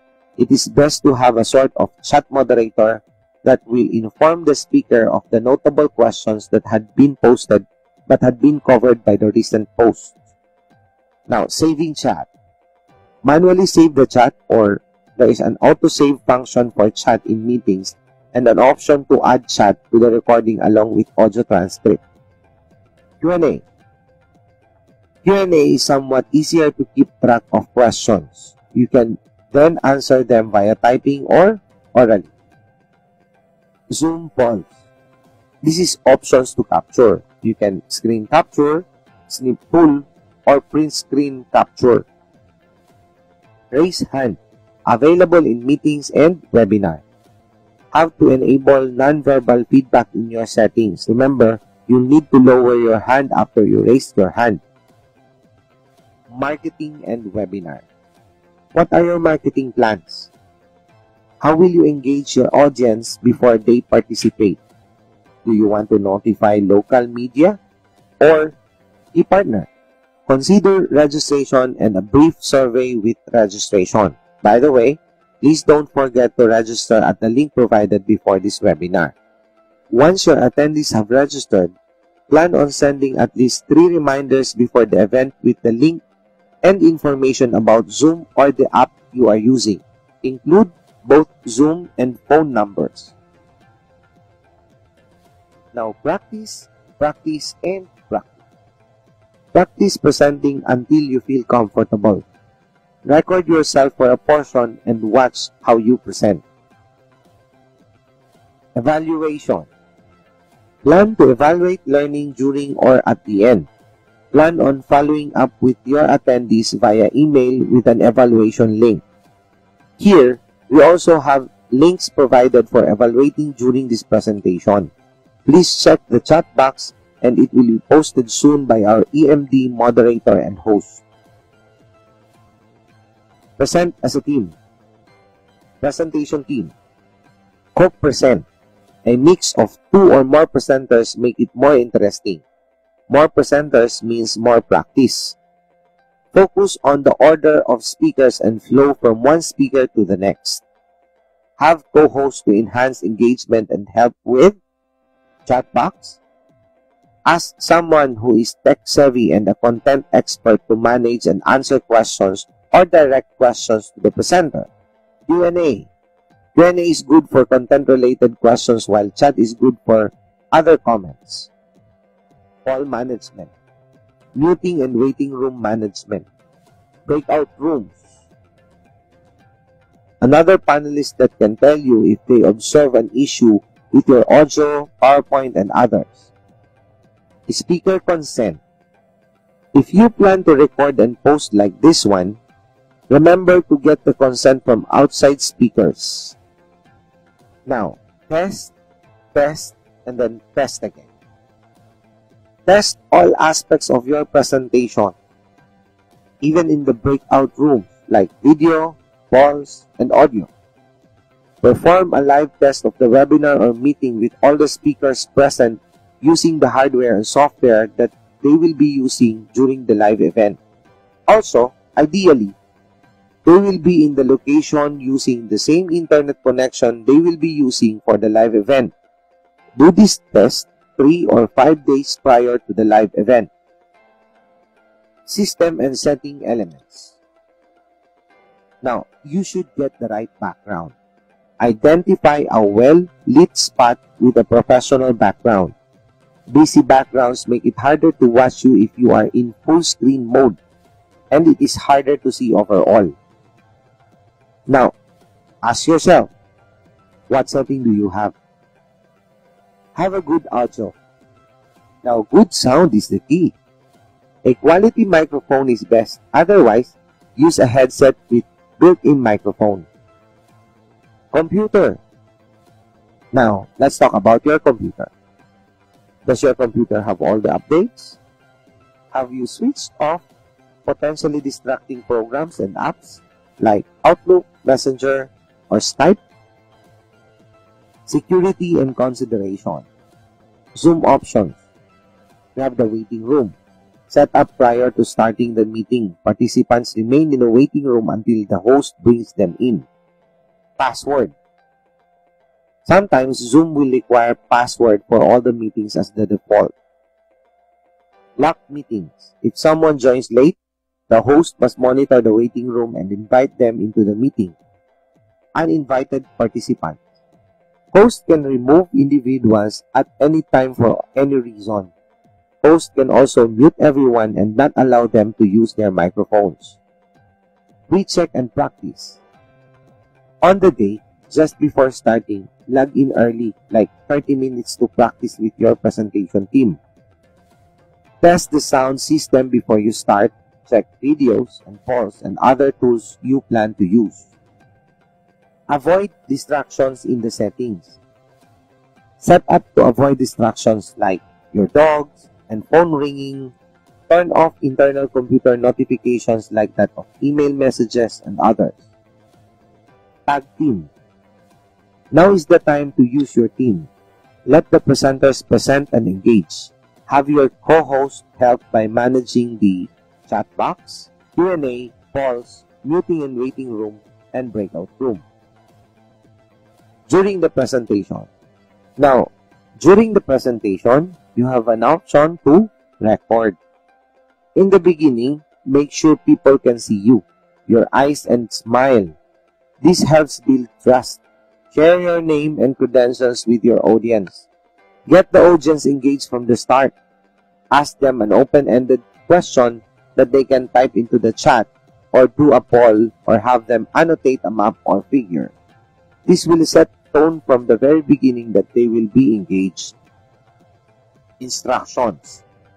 Also from the beginning, share with your audience technical things such as the chat box, Q&A, sometimes poll lag, so give them some time to pop up, and let them know if the webinar will be recorded and how they can find it. Always assume that there will be new users to your Zoom platforms. The spotters can then inform the presenters if something is amiss. Mix it up. What they see. You don't have to be on camera at all times. When you want someone to focus on your slide, you can turn off your camera. It's okay to stand up.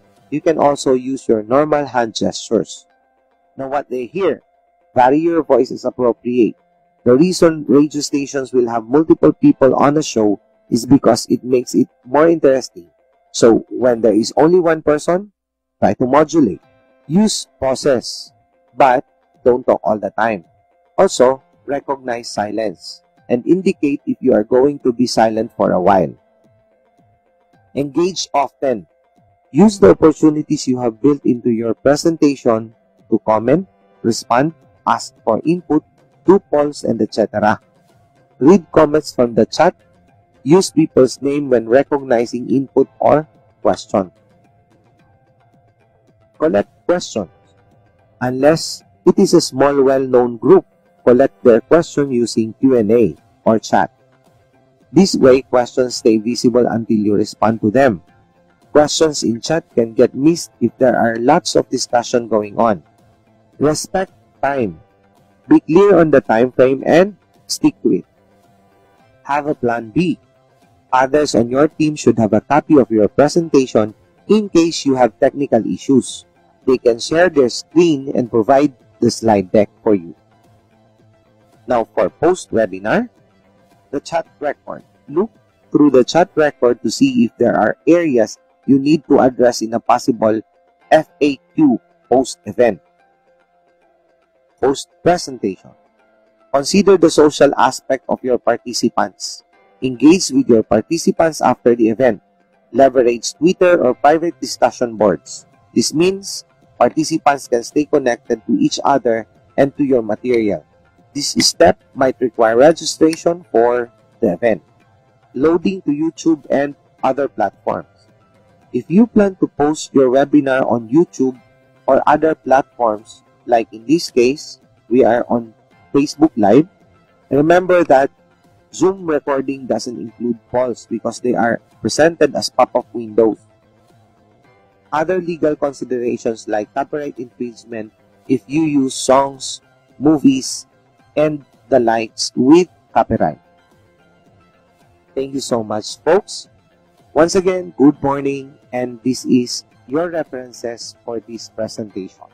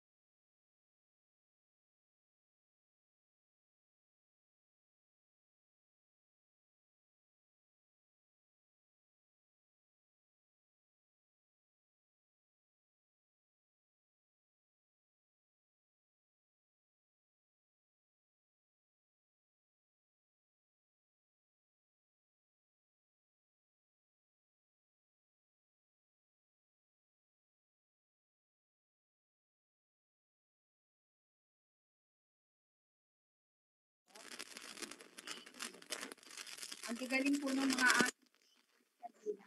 Thank you so much, Mel. Ma'am, medyo lapit lang po siguro yung microphone.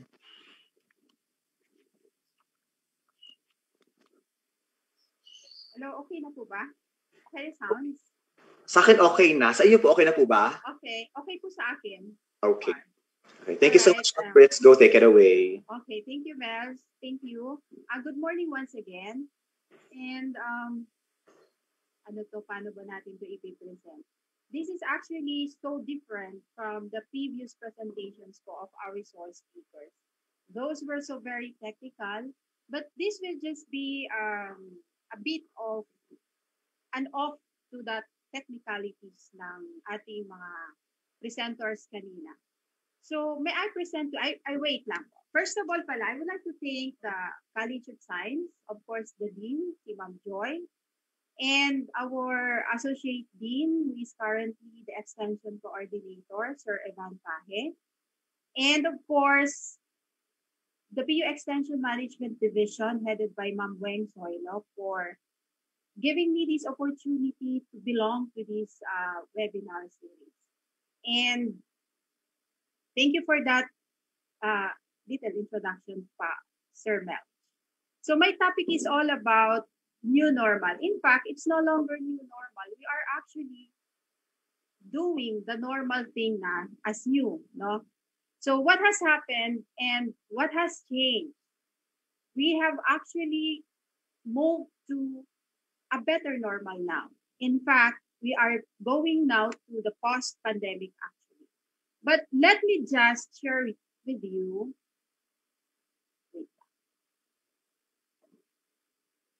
Let me just share with you po. What are the ways now, no? The way we live now. And the second part of my presentation is, what gains does this new normal give us? And how do we support gains from this new normal? So this will just be a very short presentation. It will just at least 10 minutes of your attention. And we start it with the way we live now. No?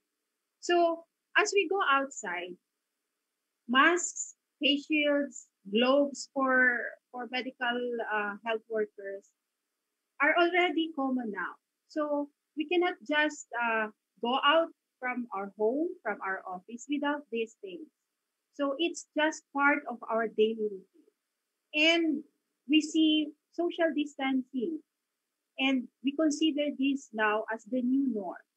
So we cannot just move closer or very close to our friends or even to other people.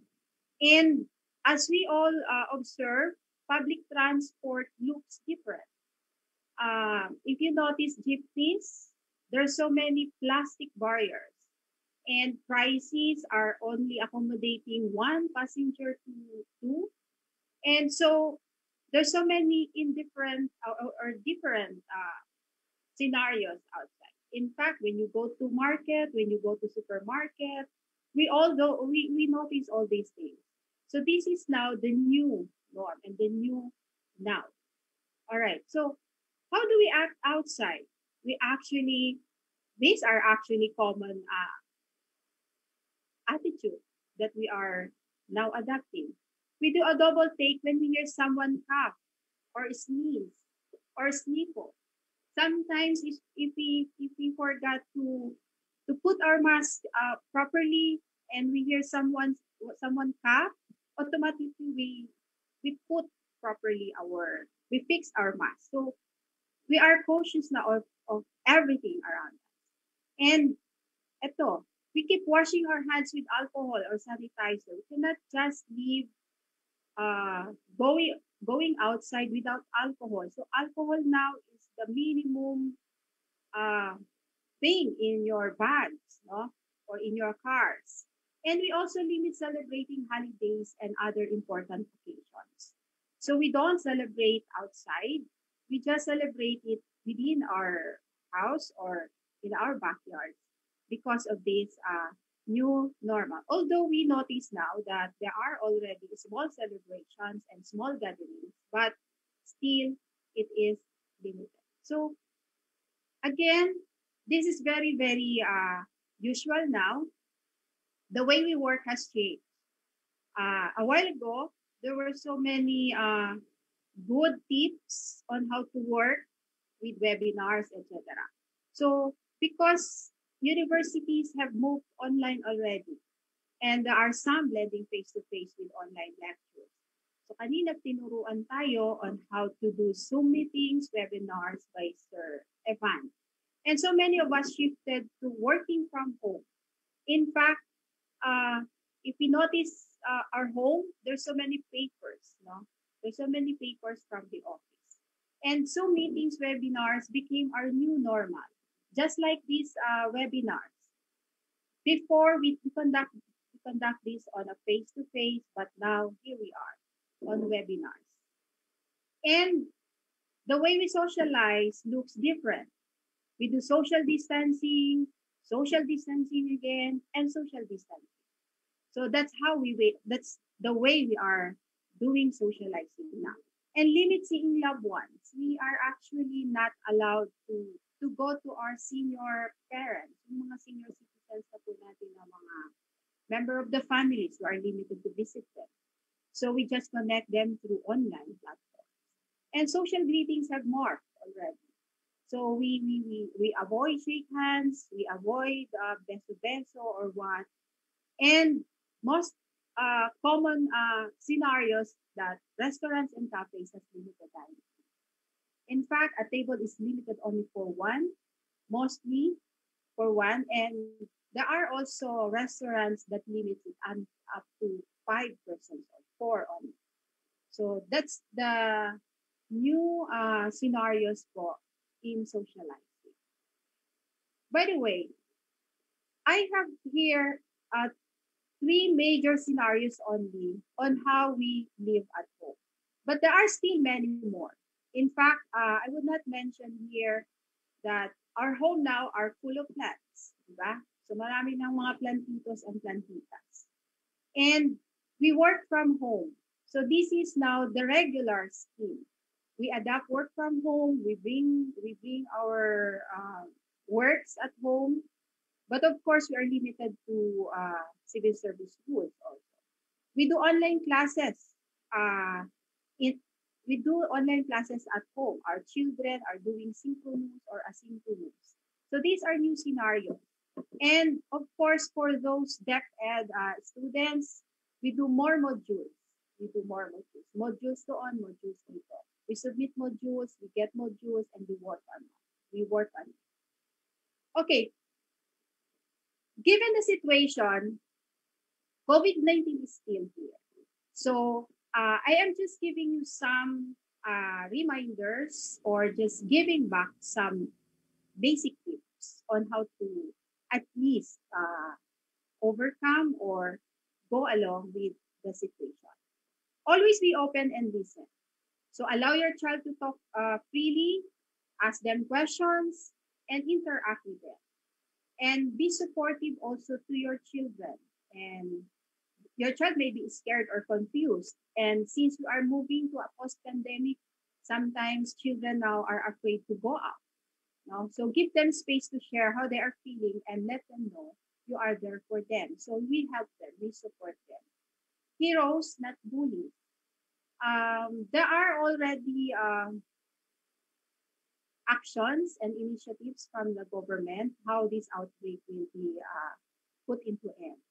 So be honest also, always answer their questions truthfully, and think about how old your child is and how much they can understand. So these are just some parenting tips.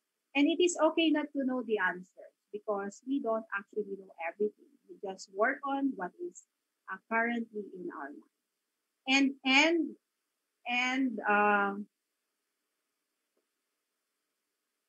All right. Let me see.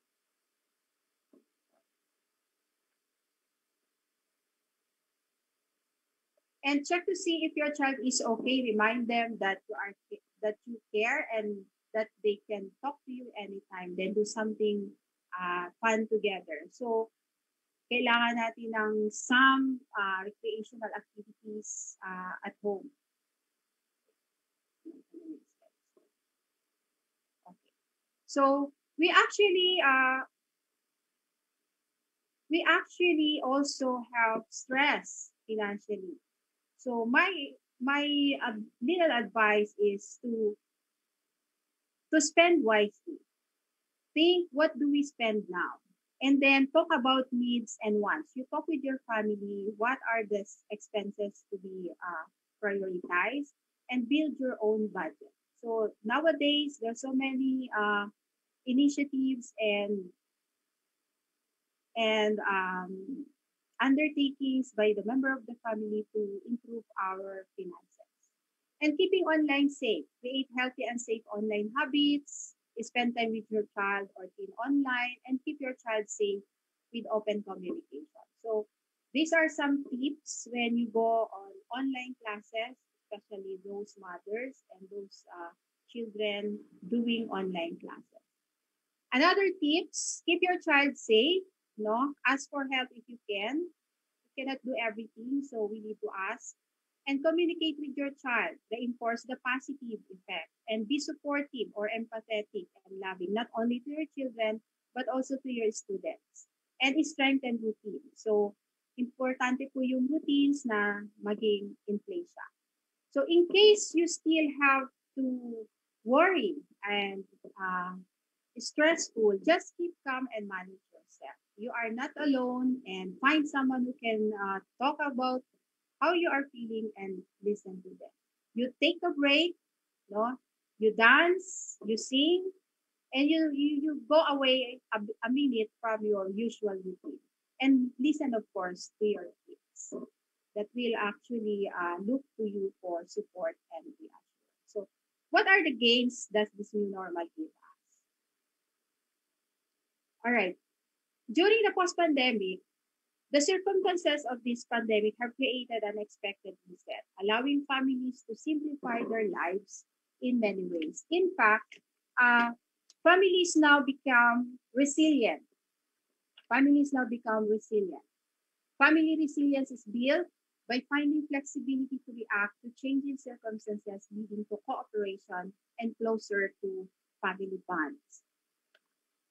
And we develop independence to our children. Children have more control of their time, allowing them to manage more of their day. They can actually manage to prepare their foods and follow the schedules of their online classes, and even in module preparation, they can actually do it independently. And this pandemic actually built confidence, not only to our children, but to all of us. And involving them in the work of the family helps their self-regard and responsibility, which in result increasing self-esteem.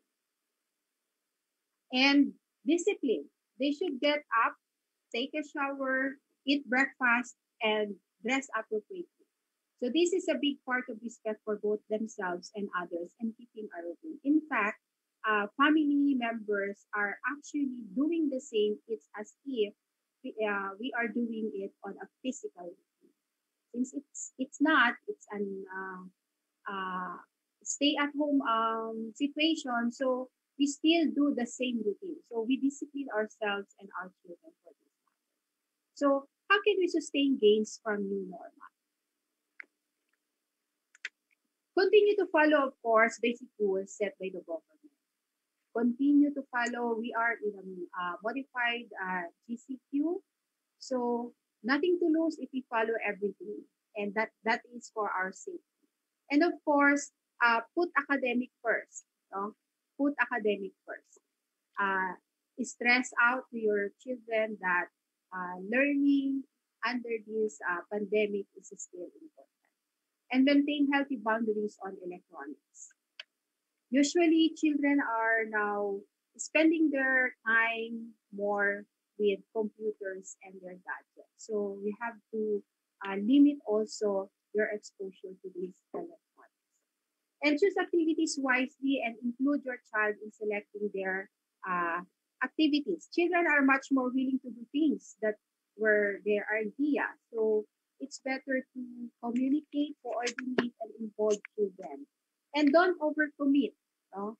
Pay attention to potential warning signs that a child is overscheduled.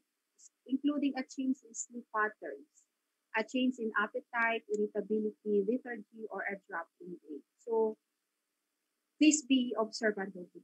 And enforce also family time.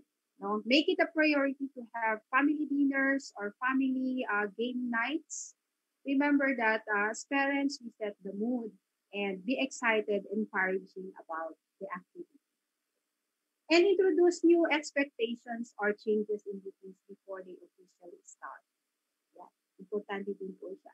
As the new normal is being defined, it is important to realize that this too will be a change and will require understanding. Parents need to help children make transitions by encouraging and maintain good practices. We got so many good practices already.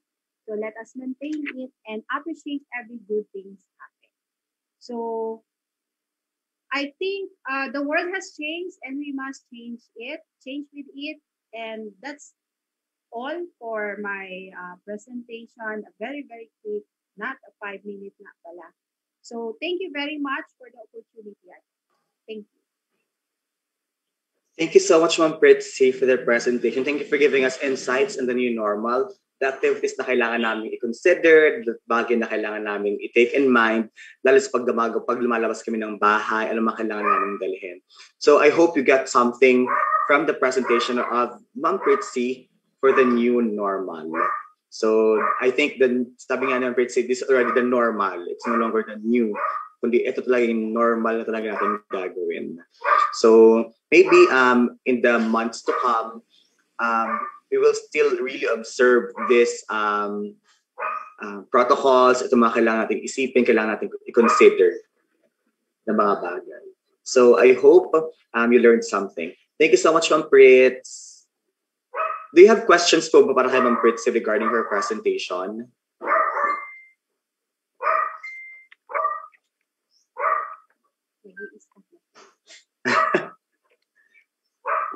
May mga questions po ba tayo?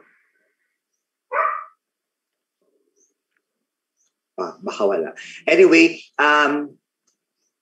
gusto ko muna pasalamatan yung mga participants natin for being here with us today, for supporting the College of Science Extension Office sa mga activities na kinoconduct ng Extension Office ng College of Science. And of course, to my co-host and co-moderator from the Bicol University Extension Management Division, Sir, thank you so much po for helping me out. Maraming salamat. Sir Paul. Sir Paul. Thank you so much, Sir Paul. I know, you're from EMD, si Sir... I forgot. Sir, if you're listening right Sir now. Sir Mel. Sir Mel. Parang tayo na pa. Sir Mel. Ako po si Mel. Sir, thank you so much for co-hosting me today. Maraming salamat po. Sir Mel Bulawan, thank you po.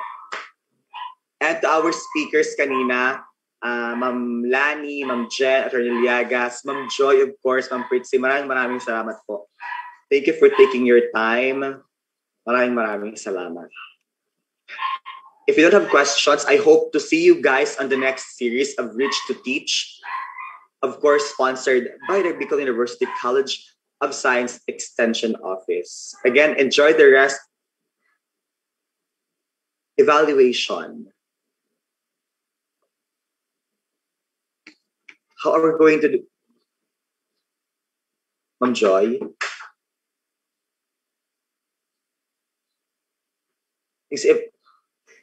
Okay. Yes, So, Sir Melj, ano yun? may I request our participants, mag-picture taking tayo. Tapos, we will be having a short evaluation regarding this activity. Sir Mel, are you ready to take the pictures? Okay.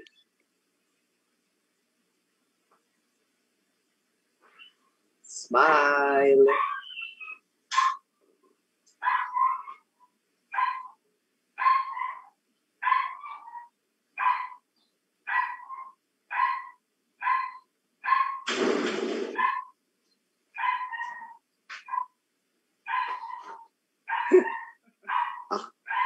Again, maraming salamat. Thank you very much. Maraming salamat. Don't forget po if it won't bring too much of a hassle po sa inyo, you may may click the link nasa chat box po natin and answer few questions po as evaluation po ng aming activity.